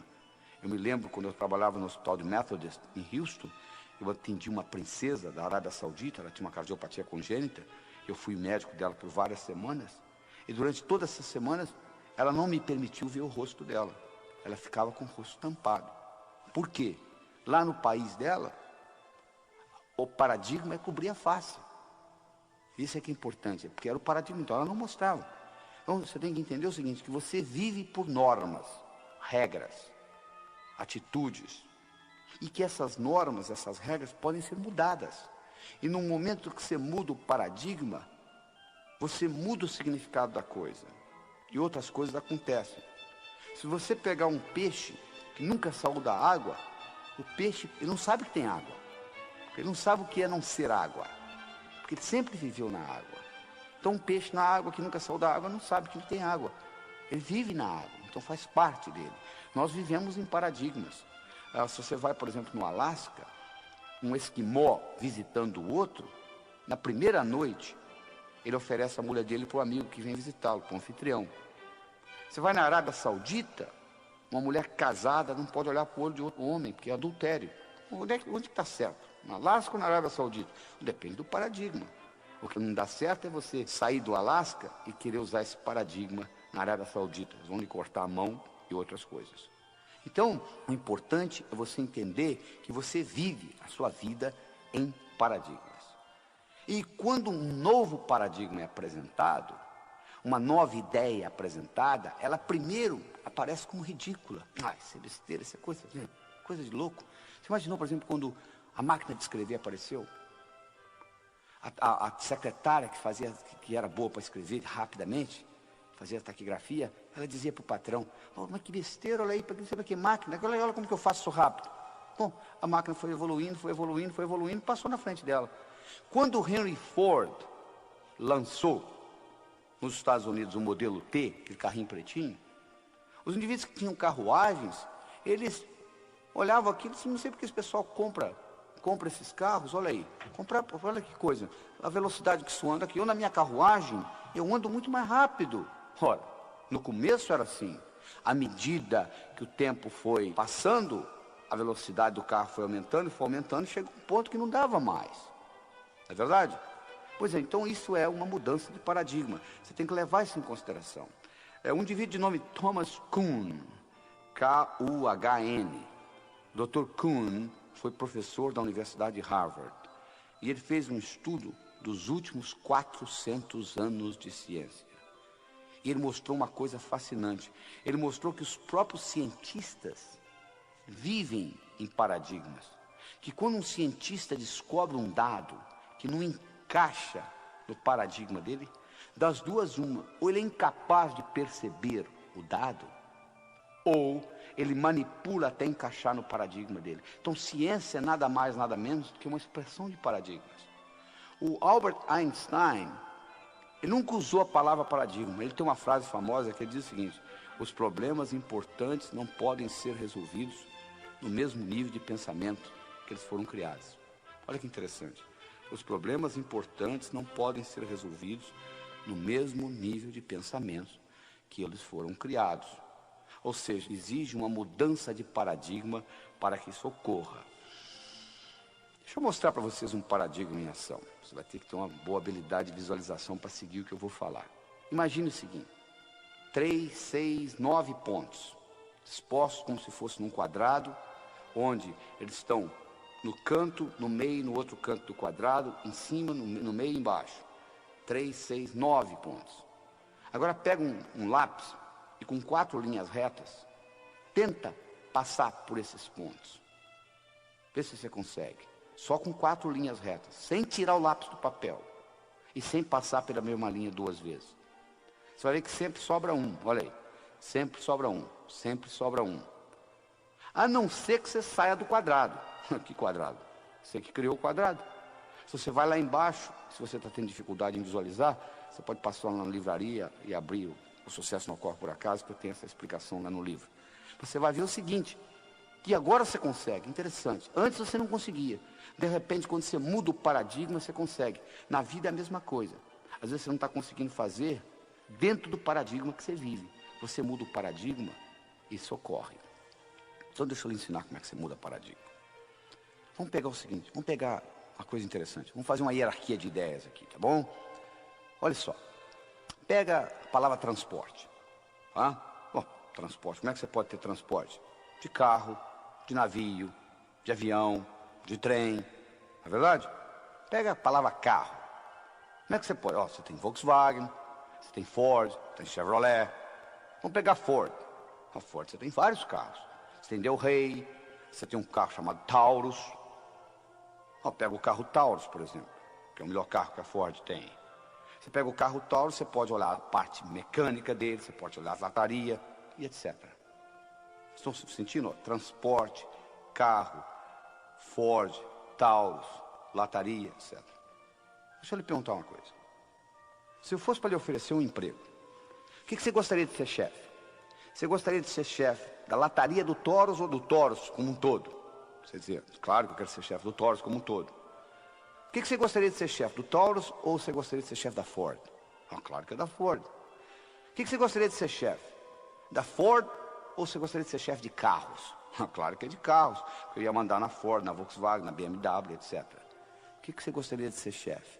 De carros ou de transportes? Claro que é de transportes. Você ia mandar em navio, avião, trem. Olha que interessante. Há uma hierarquia de ideias. Ora, se eu estou tendo um problema com carros, vamos supor que eu estou tendo um problema com carros em São Paulo. Está demais. Então eu tenho um problema com carros. Como que eu resolvo o problema? Só se eu mudar o paradigma. Como que eu mudo o paradigma? Eu faço a seguinte pergunta. Com que finalidade que existe carro? Transporte?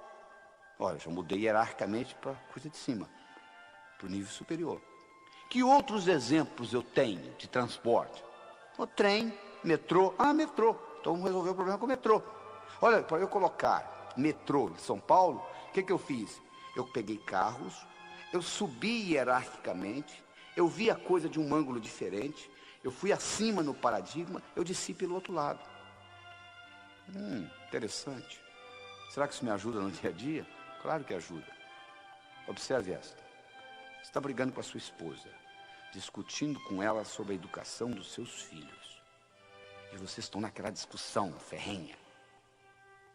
Agora, se você pergunta para ela assim, qual é a finalidade de você discutir desse jeito? Ela vai dizer, para o bem-estar do meu filho. Aí eu lhe pergunto, e qual que é a finalidade de você discutir? Para o bem-estar do filho. É engraçado, num nível acima, vocês estão brigando pela mesma coisa. Ou seja, bem-estar do seu filho. Ora, no nível acima vocês estão concordando. Se vocês estão concordando no nível acima, se vocês se deslocarem para o nível superior, haverá concordância. Haverá acordo. É muito mais fácil você concordar nesse nível do que na briga lá embaixo. O que você fez? Você saiu do paradigma que você estava brigando. Então, quando você começa a entender essa ideia de paradigmas, você começa a ter mais sucesso na vida. Eu vou dar para vocês uns exemplos práticos, tá? De história. Pegue a palavra Made in Japan. feito no Japão, 1960. Feito no Japão, 1960. Barato, copiado, baixa categoria. Made in Japan, 1990. Feito no Japão nos anos 90. Alta qualidade, caro, né? Olha como é que mudou o paradigma japonês. Em 30 anos mudou tudo. Hoje, quando você fala de uma coisa japonesa, é alta qualidade, é alta sofisticação, é alta tecnologia. Houve uma mudança de paradigmas. É verdade? Vamos pegar, por exemplo, o seguinte. Vamos imaginar que eu estivesse conversando com você há 20 anos atrás, tá? E eu lhe fizesse a seguinte pergunta. Qual é o país no mundo que vai continuar dominando o mundo de relógios? Você diria sem nenhuma hesitação, Suíça. Vem fazendo isso há 50, vai continuar fazendo isso há 50, não é verdade? A Suíça, em 1979, ela tinha 65 mil suíços trabalhando no mundo de relógios. Em 1982, 3 anos depois, ela tinha 15 mil suíços. 50 mil suíços foram mandados embora. Sabe por quê? Porque o relógio eletrônico foi lançado no mercado pelos japoneses, a Seiko, e pelos americanos, Texas Instruments. A Suíça controlava o mundo de relógio, enquanto o relógio era mecânico. Quando o relógio eletrônico foi lançado, houve uma mudança de paradigmas no mundo de relógios.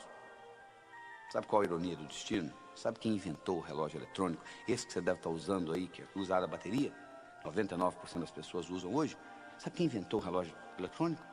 Não foram os japoneses, nem tampouco os americanos. Quem inventou o relógio eletrônico foi um suíço. Ele apresentou para os diretores, eles falaram, que relógio, não tem rubi, não tem mola mestre, não dá corda, isso não é relógio. E o relógio eletrônico foi lançado. Então a Suíça perdeu todo o mercado que ela tinha. Por quê? Houve uma mudança de paradigmas no campo de relógios. Quando o Henry Ford lançou nos Estados Unidos o modelo T, que é aquele carrinho pretinho, bonitinho, né? Sabe o que as fábricas de carruagens fizeram? Aumentaram produtividade. Fizeram a roda mais leve, diminuíram o preço. Mas ninguém queria comprar carruagem mais. Todo mundo queria o modelo T do Henry Ford. Hoje, se eu lhe der uma carruagem de presente, você mora numa zona metropolitana, você vai dizer, não, muito obrigado, não quero, não tenho, só, mal na minha garagem dá para parar meu carro, eu não tenho lugar para colocar o cavalo. Mas custava caríssimo a carruagem antes da mudança de paradigmas no transporte. O que eu quero dizer para você é o seguinte, o mundo está mudando, as coisas mudam. A única coisa constante de agora para frente é mudança. E você tem que acompanhar esse processo de mudança. Você tem que entender o seguinte, preste bem atenção no que eu vou falar. Sucesso no passado não garante sucesso no futuro. As fábricas de carruagem faturavam horrores, até que foi lançado o modelo T. Não interessa, só porque você faturou no passado, você vai continuar faturando no futuro. Houve uma mudança de paradigma. E você, para mudar a sua atitude com relação ao seu trabalho, com relação à sua vida pessoal, você tem que mudar, porque se mudar a regra do jogo, muda tudo. Vou dar mais um exemplo para vocês interessante. Um indivíduo que ganhou o Prêmio Nobel de Economia, o nome dele é Herbert Simon. O Herbert Simon fez uma coisa fascinante. Ele fez o seguinte, ele pegou 2 tabuleiros de xadrez, colocou uma separação entre os dois. De um lado, ele montou um jogo de xadrez em progresso. Do outro lado, ele colocou um mestre em xadrez. E ele explicou a regra do jogo o seguinte, eu vou levantar essa separação e você vai ter 30 segundos para dar uma olhada no jogo. E você vai reproduzir do seu lado esse jogo. Combinado? Combinado. 1, 2, e ele levantou, o sujeito deu uma olhada, 30 segundos, e baixou, o cara montou. Impressionante.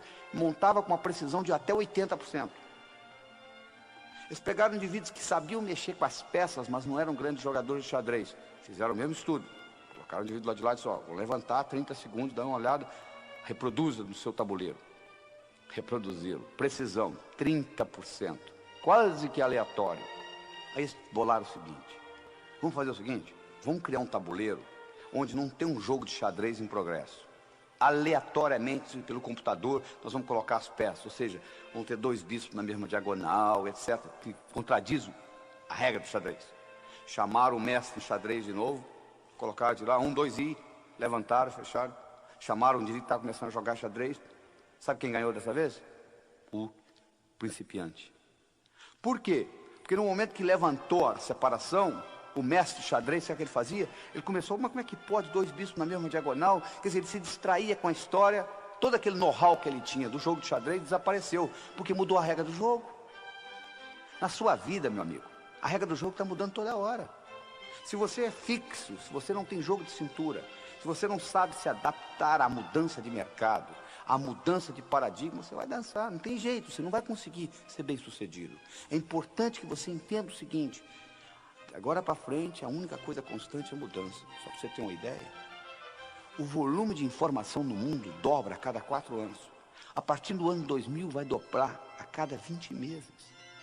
Então, o acúmulo é muito grande, a mudança é muito grande. A única coisa que você tem que ter é essa flexibilidade no aprender. A única vantagem que você tem hoje, com relação ao seu competidor, é a habilidade de aprender mais rápido. Não sobrou mais nada. É a sua habilidade de aprender mais rápido. E para fazer isso, você tem que entender esse aspecto de paradigma. Você tem que entender que o verdadeiro ato de descoberta consiste não em achar novas terras, mas vê-las com novos olhos. É isso que você tem que entender. Você tem que entender que onde houver mudança de paradigma, há um aumento de possibilidades. Houve uma época que o paradigma era de que o mundo era chato, não é verdade? Até que Nicolau Copérnico veio e disse: não, o mundo não é chato, o mundo é redondo, ele provou isso matematicamente. Mas quando o mundo era chato, a possibilidade de uma viagem de volta ao mundo seria impossível. Como você vai fazer uma viagem de volta ao mundo, mundo chato? Quando o conceito mudou para o mundo redondo, a viagem de volta ao mundo, que era uma coisa impossível, passou a ser possível. Exatamente na sua vida, igualzinho. O que hoje é impossível na sua vida, é impossível por causa do paradigma que você vive. Então deixa eu lhe dar uma pergunta que você vai levar para casa e vai guardar com você, que é uma das perguntas mais importantes que eu acho. É o seguinte: escreva ela num papel e coloca perto do espelho do banheiro. Quando você vai escovar dente de manhã, você olha para ela. A pergunta é a seguinte: o que hoje é impossível na minha vida, mas que se fosse possível, mudaria fundamentalmente o modo como eu vivo? Vou repetir. O que hoje é impossível na minha vida, mas que se fosse possível, mudaria fundamentalmente o modo como eu vivo. Essa pergunta vai lhe permitir desencadear novas atitudes na sua vida. E desencadeando novas atitudes, você vai incorporar novas tecnologias e novos modos de pensar. Porque Mark Twain tinha um ditado que eu acho que é fascinante. Ele diz o seguinte: se o único instrumento que você tem é um martelo, todo problema você pensa que é prego. Não é verdade? Tem gente que tem uma tecnologia e diz: deixa comigo que eu resolvo.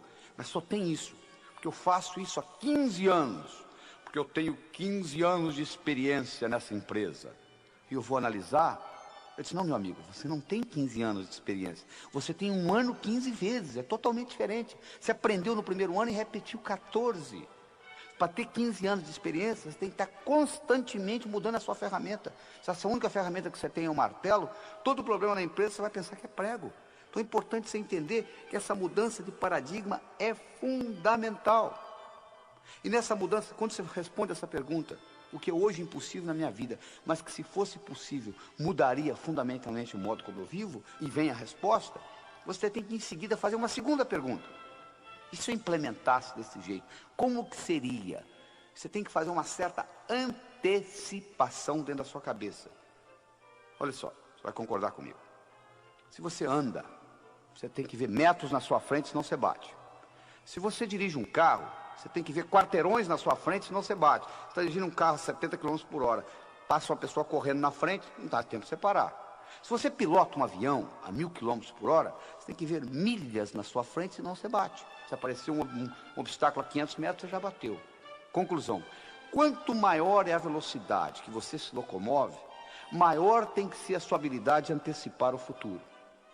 E hoje nós vivemos numa velocidade muito grande. Então a sua habilidade de antecipar o futuro é fundamental. E essa pergunta que eu estou lhe dando lhe ajuda a ser um explorador do futuro. Você começa a explorar o que vai vir para frente. O que hoje é impossível na minha vida, mas que se fosse possível, mudaria fundamentalmente o modo como eu vivo. E correspondido a essa pergunta, você faz a segunda: e se? E você tem que estar disposto a constantemente se achar obsoleto. Porque toda mudança requer que você aprenda de novo. Quando os suíços descobriram que o relógio eletrônico estava entrando no mercado, sabe o que eles fizeram?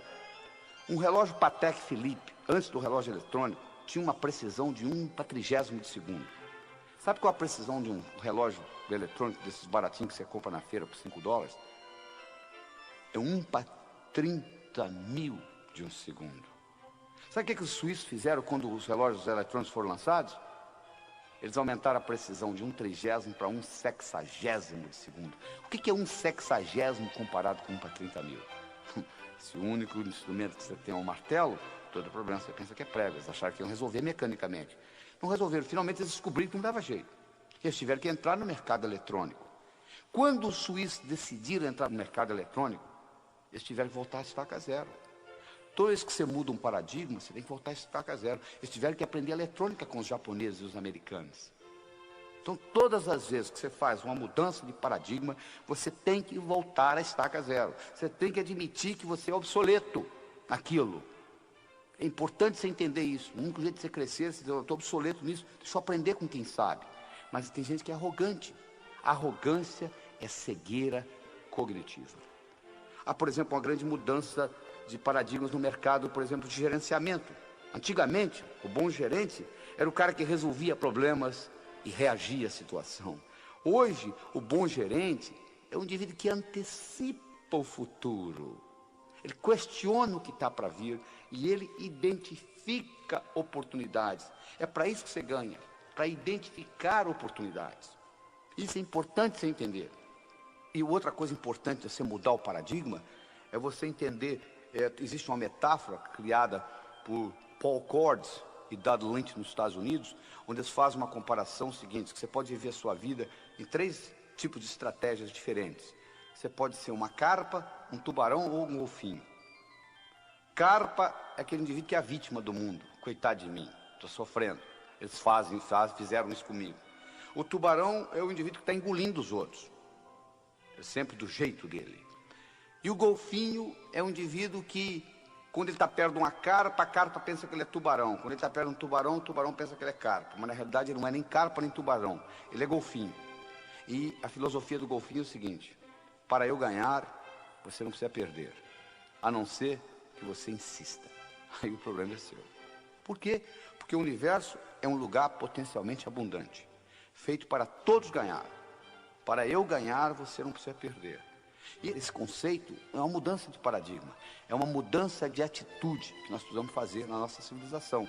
Porque se nós continuarmos com o paradigma do ganha-perde que nós temos no momento, que se deteriorou para perde-perde, principalmente aqui no Brasil, se nós continuarmos com esse paradigma, nós vamos destruir o planeta, porque não vai ter planeta aqui para os nossos netos e bisnetos. Nós temos que aprender a fazer mais com menos. Este que é o grande segredo, essa que é a grande mudança de atitude. Não é aumentar o número de funcionários, não é aumentar o orçamento, não é aumentar o número de horas. É você ser mais excelente naquilo que você faz. E com isso você vai aprender a fazer mais com menos. Você vai produzir mais e menor número de horas. E assim por diante. Essa palavra é resumida do seguinte modo: sinergia. Todo o universo é construído sinergeticamente. Toda a geometria universal é sinergética. E menos do que 0,00001% da população no mundo tem ideia do que a palavra sinergia quer dizer. E sinergia quer dizer o seguinte: o todo é maior que a soma das partes. 1 mais 1 é igual a 4, você muda a matemática. E para você fazer sinergia, você tem que trabalhar com comunicação, respeito mútuo, intuição. E nesse processo de vários cérebros, nesse network, nessa combinação, a somatória do time é maior do que cada indivíduo individualmente. Isso é uma mudança de paradigma essencial para a sobrevivência do planeta. Então, no momento que você muda essa atitude, que você passa a ter a atitude que para eu ganhar você não precisa perder, a não ser que você insista, você muda a sua percepção com relação ao universo.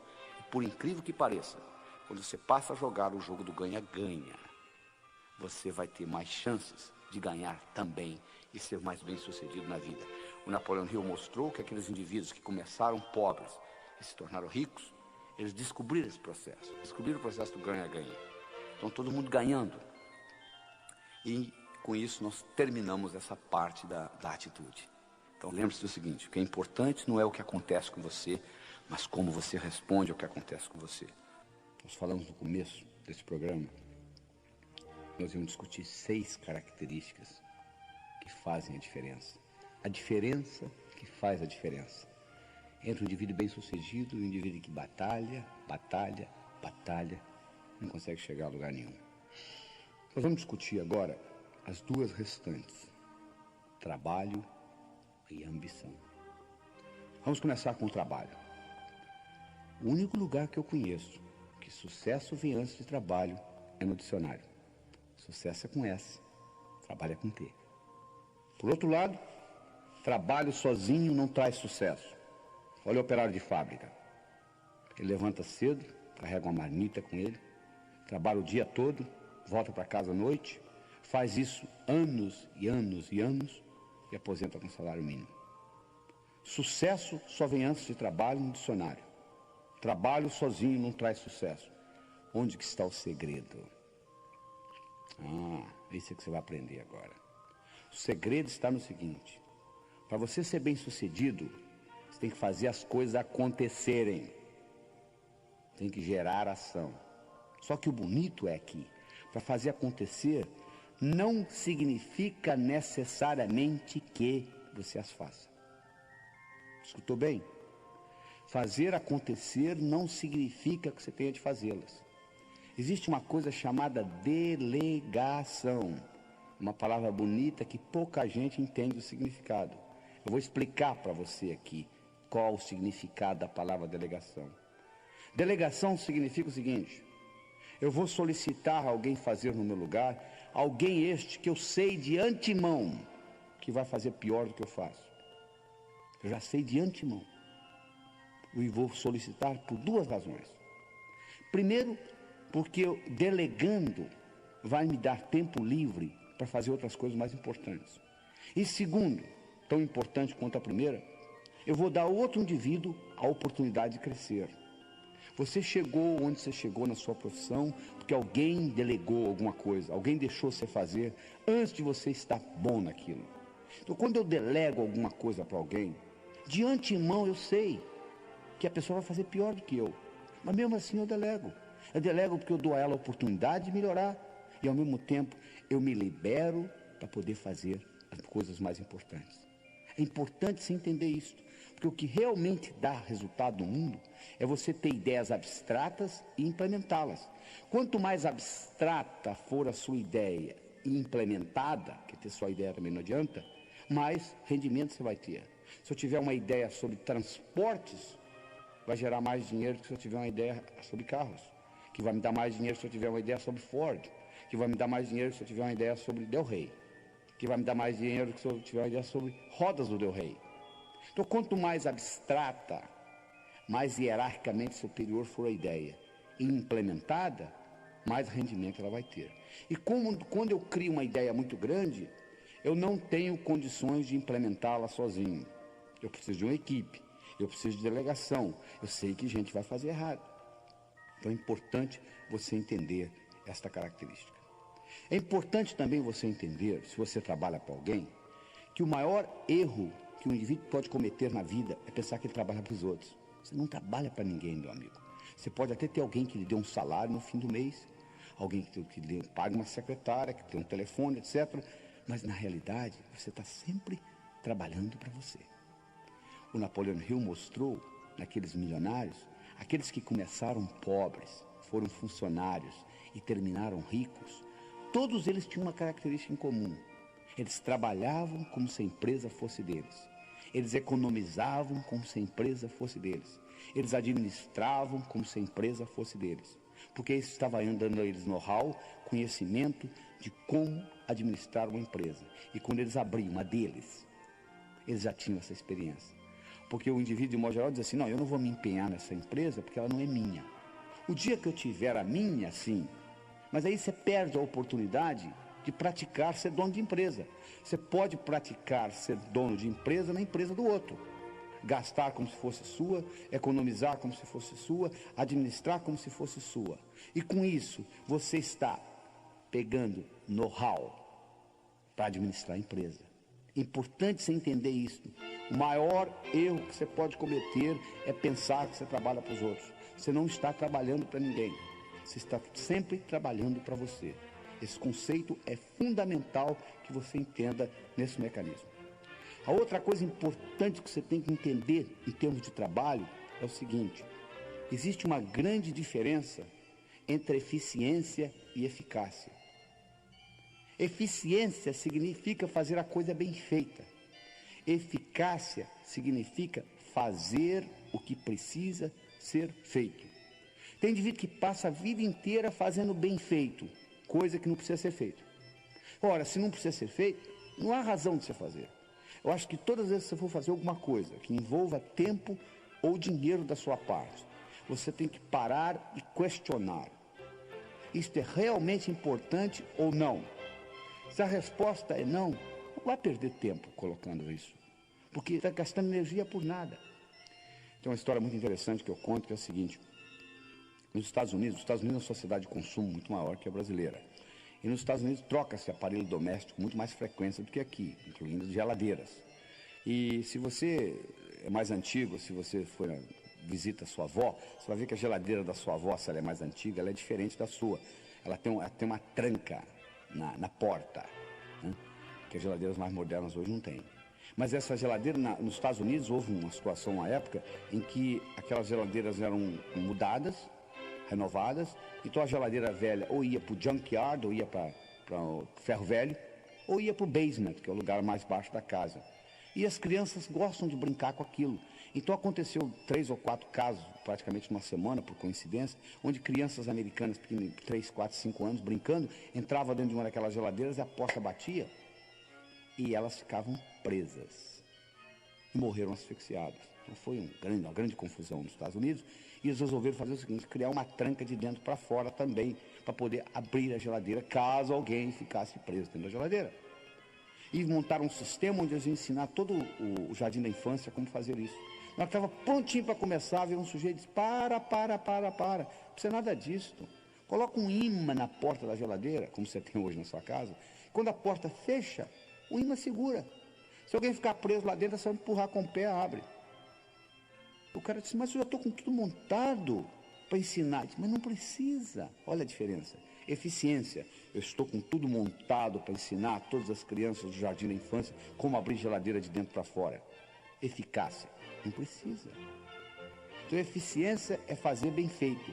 Eficácia é fazer o que precisa ser feito. Quando uma coisa é realmente importante, vale a pena fazê-la mal feita.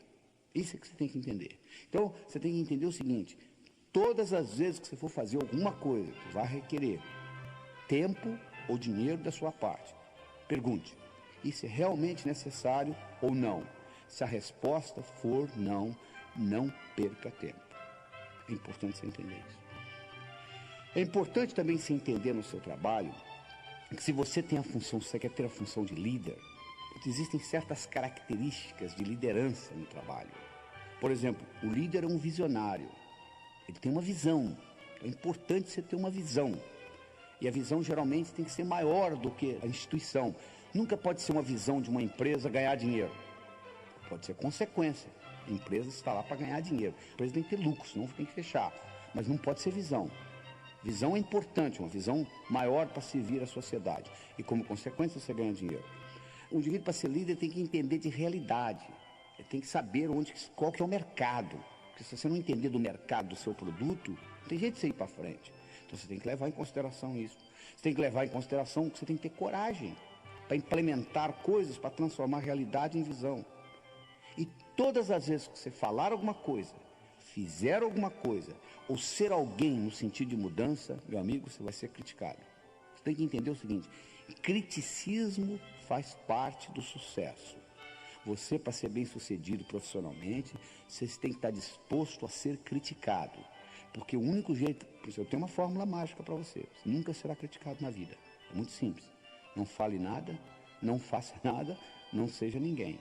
Porque no momento que você falar alguma coisa, No momento que você fizer alguma coisa, ou no momento que você for alguém, você vai ser criticado. Então, uma das coisas que você tem que treinar bem cedo é o seguinte: eu vou ser criticado. Eu vou ser criticado no meu trabalho, eu vou ser criticado na minha empresa, eu vou ser criticado no meu bairro, se eu fizer alguma coisa diferente. Toda vez que você sair fora do que eu chamo a boiada. O que eu chamo da boiada? Se tiver uma boiada, se um boi cair no buraco, você sabe que o outro que vem atrás cai também? Porque o boi, a única coisa que ele faz é olhar no traseiro do outro. Se um caiu no buraco, o outro cai. O cavalo já não é a mesma coisa. Se um cavalo cair no buraco, o outro não cai. Então, se você faz parte da boiada, ninguém lhe incomoda, porque estão um seguindo o outro. No momento que você saiu fora da boiada, diz: olha, eu tenho uma coisa diferente para lhe mostrar. Imediatamente, criticismo vai começar na sua vida. Faz parte do esquema. É impossível você ser bem sucedido sem ser criticado. Então é importante você entender isso. Então essas características são fundamentais para você entender esse aspecto do trabalho. Então, você nunca trabalha para ninguém, você está sempre trabalhando para você, você tem que fazer as coisas acontecerem. Não significa que você tenha de fazê-las, você pode delegar. Isso aí é importante você conceber isso. E que a diferença entre eficiência e eficácia. Eficiência é fazer bem feito, eficácia é fazer o que precisa ser feito.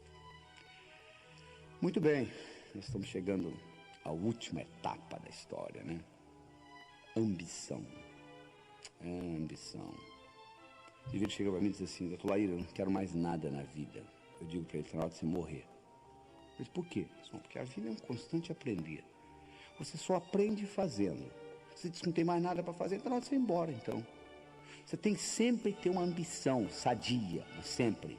Os indivíduos que vivem muito, os indivíduos que produzem muito, os indivíduos que são bem-sucedidos, eles têm uma ambição maior. Não tem nada errado se você não quiser ter. Eu me lembro do caso de um indivíduo que estava sentado na primeira fileira uma vez nos Estados Unidos. Eu estava dando um curso, um indivíduo de 60 e poucos anos de idade, assistindo esta apresentação que eu estou dando aqui para você. E ele levantou a mão e disse assim: doutor, as suas ideias são muito interessantes, eu estou escutando aqui quase 2 horas. Deixa eu contar para o senhor uma coisa. Eu dirijo um carrinho de biscoito, eu entrego biscoito nas padarias. Eu abasteço o carro de manhã e vou de padaria em padaria entregando.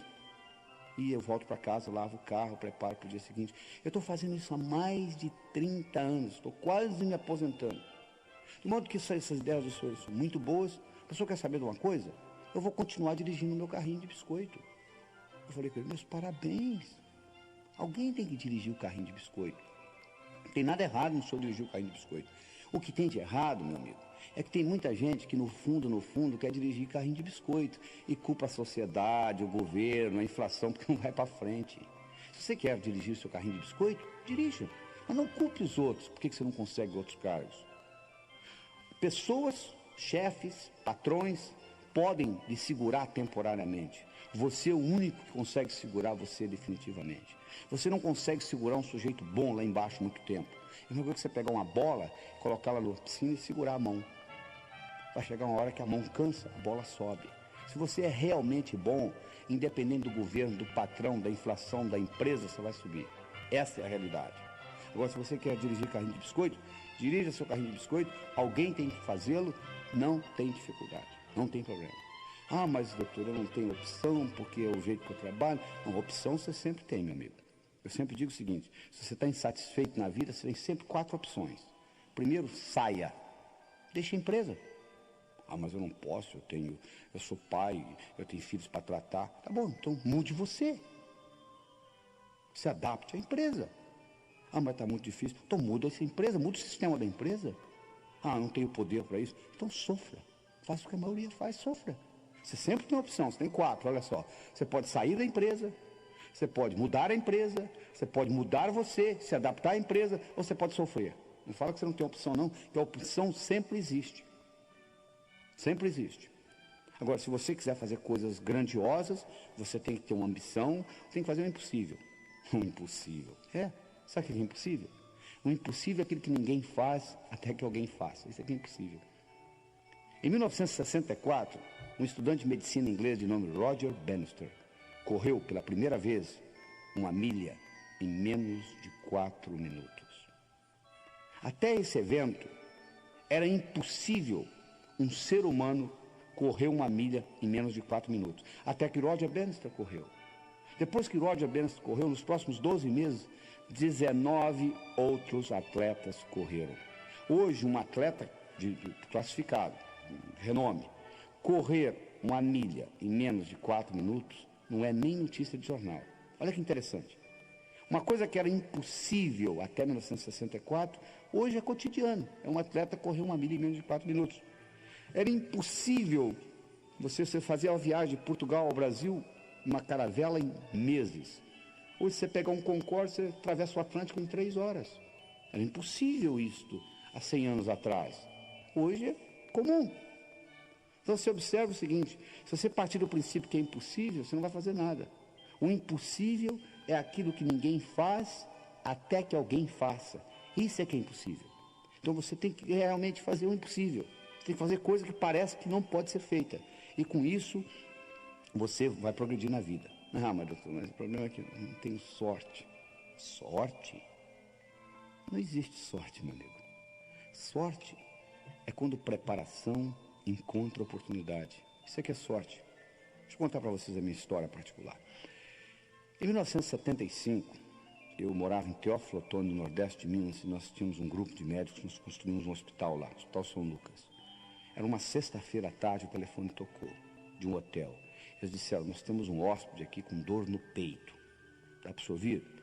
Eu falei para o indivíduo, olha, eu estou saindo para um fim de semana longo, chame outro. Mas nós chamamos os 2 médicos, falaram a mesma coisa. Eu falei, tá bom, estou indo aí. Eu cheguei lá, o indivíduo estava com dor no peito, eu fiz um eletrocardiograma nele, ele está tendo um infarto. Levei-o para o hospital. Ele não falava português direito. Ele tinha vindo a Teófilo Otoni comprar pedras preciosas que ele vendia nos Estados Unidos. Conversando com ele, ele me perguntou assim, você conhece o meu filho? Eu falei, quem que é seu filho? Ele me falou o nome do filho dele. Eu falei, bom, eu não conheço seu filho pessoalmente, mas eu conheço os trabalhos dele, eu conheço os livros dele, eu conheço as publicações dele. O filho dele era um chefe de pesquisa na Universidade de Harvard, nos Estados Unidos, que é provavelmente a universidade mais sofisticada do mundo. 48 horas depois, o filho dele saiu dos Estados Unidos e veio para o Teófilo Otoni para ajudar a tomar conta do pai. E ficou lá e fez amizade com a gente, falava português bem, porque ele era casado com uma brasileira, etc. Na véspera dele ir embora, porque o pai tinha tido alta, eu tinha um centro de estudos no hospital, e aquela noite, por coincidência, não é coincidência, é sincronicidade, eu ia falar.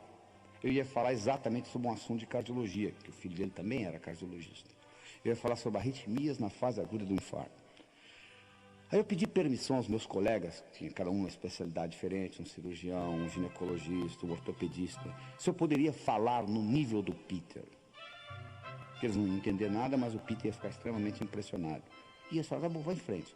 Eu dei uma aula no nível do Peter. Quando eu terminei a aula, ele veio para mim e disse assim, Laí, você quer ir embora para Harvard? Eu te levo comigo. Eu falei, não, na época, eu falei, não, sou o dono da região aqui, faço o que eu quero, estou muito bem. Bom, o fato é que 6 meses depois, eu conversando com ele no telefone, e eu estava um pouco deprimido naquele dia, eu perguntei para ele, e aquela oferta que você me fez? Ele disse, continua de pé, já tenho validação do seu diploma aqui nos Estados Unidos, que eu tinha feito a prova passada, por que você não vem? Eu fui. Bom, eu fui de Teófilo Otoni direto para Harvard. Quando eu voltava ao Brasil para fazer conferências nos congressos, os meus colegas de profissão diziam assim, Laí, você é um cara de sorte, hein? Eu falo, por quê? Você está lá no Nordeste de Minas, lá em Teófilo Otoni, você é um sujeito lá de Harvard, vem, te leva com ele. Eu falei, sorte? Tinham 21 médicos na sala, por que ele não levou os outros 20? Sorte é quando preparação encontra oportunidade. Eu estava preparado e a oportunidade apareceu, é só isto, não tem mais nada não. Então esteja preparado, porque as oportunidades aparecem na sua vida. Só que o óbvio só é óbvio para a mente preparada. A oportunidade às vezes está no fundo do seu quintal, você não consegue distingui-la. O óbvio só é óbvio para a mente preparada. É importante você levar isso em consideração. Está entendendo? Então é isso que está aí, não existe sorte. Eu sempre digo o seguinte, quanto mais você pratica, mais sortudo você fica. Essa que é a verdade. Ah, mas doutor, aí eu tenho tantos problemas. Se eu tivesse os problemas que eu tenho, problemas. Sabe que não tem problema, meu amigo? Pessoal que mora no cemitério. Fora isto, a vida é um problema atrás do outro. E eu não gosto de dar conselho, não, mas vou lhe aconselhar o seguinte. Não conte os seus problemas para os outros. Sabe por causa de quê? 80% não está nem aí. E 20% está feliz porque você os tem. Tá bom? Perder tempo contar seus problemas para os outros. Problema faz parte do viver. O segredo não é você ficar sem problemas. O segredo é você encará-los de uma forma diferente. Os seus problemas são os seus melhores amigos. Deixa eu contar para vocês um problema que eu tive que fez uma diferença muito grande na minha vida. Quando eu tinha 12 anos de idade, o cachorro da minha vizinha sumiu. A vizinha veio e disse: Laí, você roubou meu cachorro. Eu nem sabia que só tinha cachorro. Roubou, não roubou, roubou, não roubou. Ela foi no posto policial e deu parte. Eu fui chamado lá. Veio uma intimação para meu pai. Meu pai me apresentou a intimação e disse: Laí, estão me chamando no posto policial. Eu disse: papai, o senhor vai lá comigo? Eu disse: não, de jeito nenhum. Você vai sozinho. Papai, eu tenho 12 anos. O problema é seu. Eu arrumei um tio, ele foi comigo. E eu comecei a ir com um cabo ignorante que tinha lá. E roubou, não roubou, roubou, não roubou. E ele achou um atrevimento muito grande da minha parte. Eu com 12 anos de idade estava discutindo com ele. E ele fez eu pagar o cachorro. Ele voltei para casa com uma multa. Uma quantia que custava o cachorro que eu tinha que pagar. Cheguei em casa e mostrei para meu pai. Falei: entregaram isso lá. Ele falou: o problema é seu. Mas papai, eu tenho 12 anos de idade. Eu disse: o que eu tenho com isso? Você tem que se virar. Por coincidência, como eu disse, não tem coincidência, por sincronicidade. O primeiro dinheiro que eu tinha ganho na minha vida foi dando aula particular de matemática. Com 12 anos de idade, eu já dava aula particular de matemática. O primeiro dinheiro que eu ganhei nas férias era exatamente aquela quantia que está sendo solicitada. Eu peguei aquele dinheiro e paguei. Por muitos anos, eu tive um ressentimento do meu pai por duas coisas. Primeiro, por não ter me levado lá. E segundo, por não ter pago a multa. Mas um dia eu tive um insight, o seguinte: aquilo foi uma das melhores coisas que aconteceu na minha vida. Porque a partir dos 12 anos, nunca mais eu pedi dinheiro a ninguém. Eu passei a ganhar o meu. E graças àquele evento, com 19 anos de idade, eu era financeiramente independente.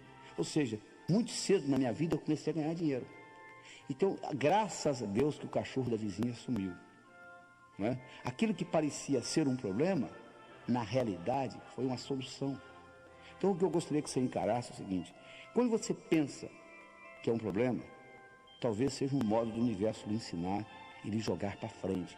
Leve isso em consideração, entendeu? Que os problemas são os modos de você crescer na vida. Encare o problema não como um inimigo, mas como um amigo. E isso vai mudar muito o seu dia a dia. E você tem que fazer isso levando em consideração o seguinte: você tem que criar o seu futuro como possibilidades e não como expectativas. O que eu quero dizer com isso? Se eu crio o futuro como possibilidade e não acontece, continua sendo uma possibilidade. Se eu crio o futuro como expectativa e não acontece, eu fico frustrado. Então eu sim, tenho que estar sempre criando como possibilidade. E à medida que eu crio como possibilidade, se não acontecer, continua sendo uma possibilidade. Isso é um trabalho que você tem que fazer dentro da sua mente. E finalmente, nós estamos chegando ao final dessa apresentação. Eu gostaria de discutir com vocês alguns aspectos práticos da coisa. Uma coisa importante que você tem que ter é boa saúde. Né? Você, para ter uma mente sadia, você tem que ter um corpo sadio. Respeite o seu corpo. Eu posso pegar um Mercedes-Benz, colocar água com gasolina nele, ele não vai ter um bom desempenho. É muito importante aquilo que você coloca na boca. Presta atenção na alimentação, porque o tipo de alimento que você está usando vai ser usado como combustível para o seu cérebro. Como eu disse, se você colocar gasolina misturada com água, o Mercedes pode ser um Mercedes, pode ter um cérebro espetacular, não vai funcionar bem. É importante você levar isso em consideração. A alimentação é fundamental. É importante você levar em consideração que amigos você tem. Eu já disse antes, se você vive em terreiro de peru, é muito difícil você aprender a voar com águias. Você quer aprender a voar com águias? Fique no meio das águias. Procure amigos que são iguais ou melhores que você, para você puxar você para cima. É muito difícil você nadar contra a correnteza, principalmente com peso no pescoço. E tenha uma expectativa boa do futuro. Eles fizeram um estudo, outra vez, na Universidade de Yale, em Connecticut, onde eles pegaram 3 grupos de primeiro ano primário. Foram numa professora e disseram: seu Deus, parabéns, esse ano você vai receber os gênios. Os alunos são gênios. Fizemos um teste de QI neles, a beleza. Olha que diferença. Foram na segunda professora e disseram: esse ano você está perdida, porque você vem muito idiota para cá. Nós fizemos um teste de QI nas suas crianças, QI baixo, você vai ter muita dificuldade. Se for com uma terceira professora, disseram, ó, vocês vão receber, você vai receber o mesmo tipo de aluno que você recebe todo ano. No final do ano, aquela que recebeu gênios, exatamente gênios, passaram nota alta, não deram trabalho, criativos, inteligentes. Aquela que recebeu, coitados idiotas, teve um trabalho tremendo, não aprendiam direito, etc. Aquela que recebeu média, era média. Só que a verdade é que não existia nem idiota nem gênio. Tudo era a mesma coisa, eram os alunos que recebiam todo ano. Mas acontece que a expectativa da professora mudou. Aquela que tinha expectativa de encontrar gênio, encontrou gênio. Aquela que tinha expectativa de encontrar idiota, encontrou idiota.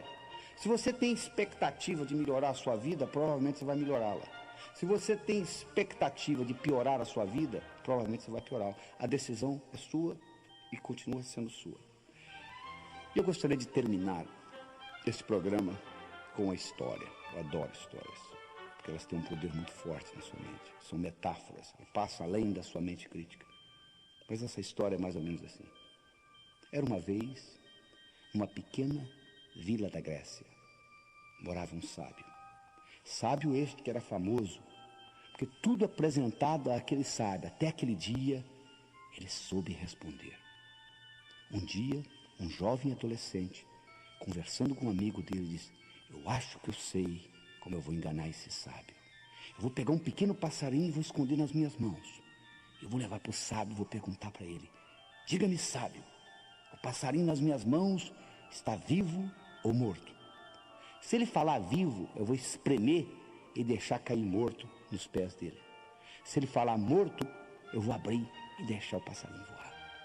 Ele pegou o passarinho, colocou nas mãos, levou para o sábio, olhou para o sábio e disse, diga-me, sábio, o passarinho nas minhas mãos está vivo ou morto? O sábio olhou para ele e disse, meu jovem, a resposta está nas suas mãos. O mesmo eu digo para você. Você está escutando essa apresentação por agora 2 horas.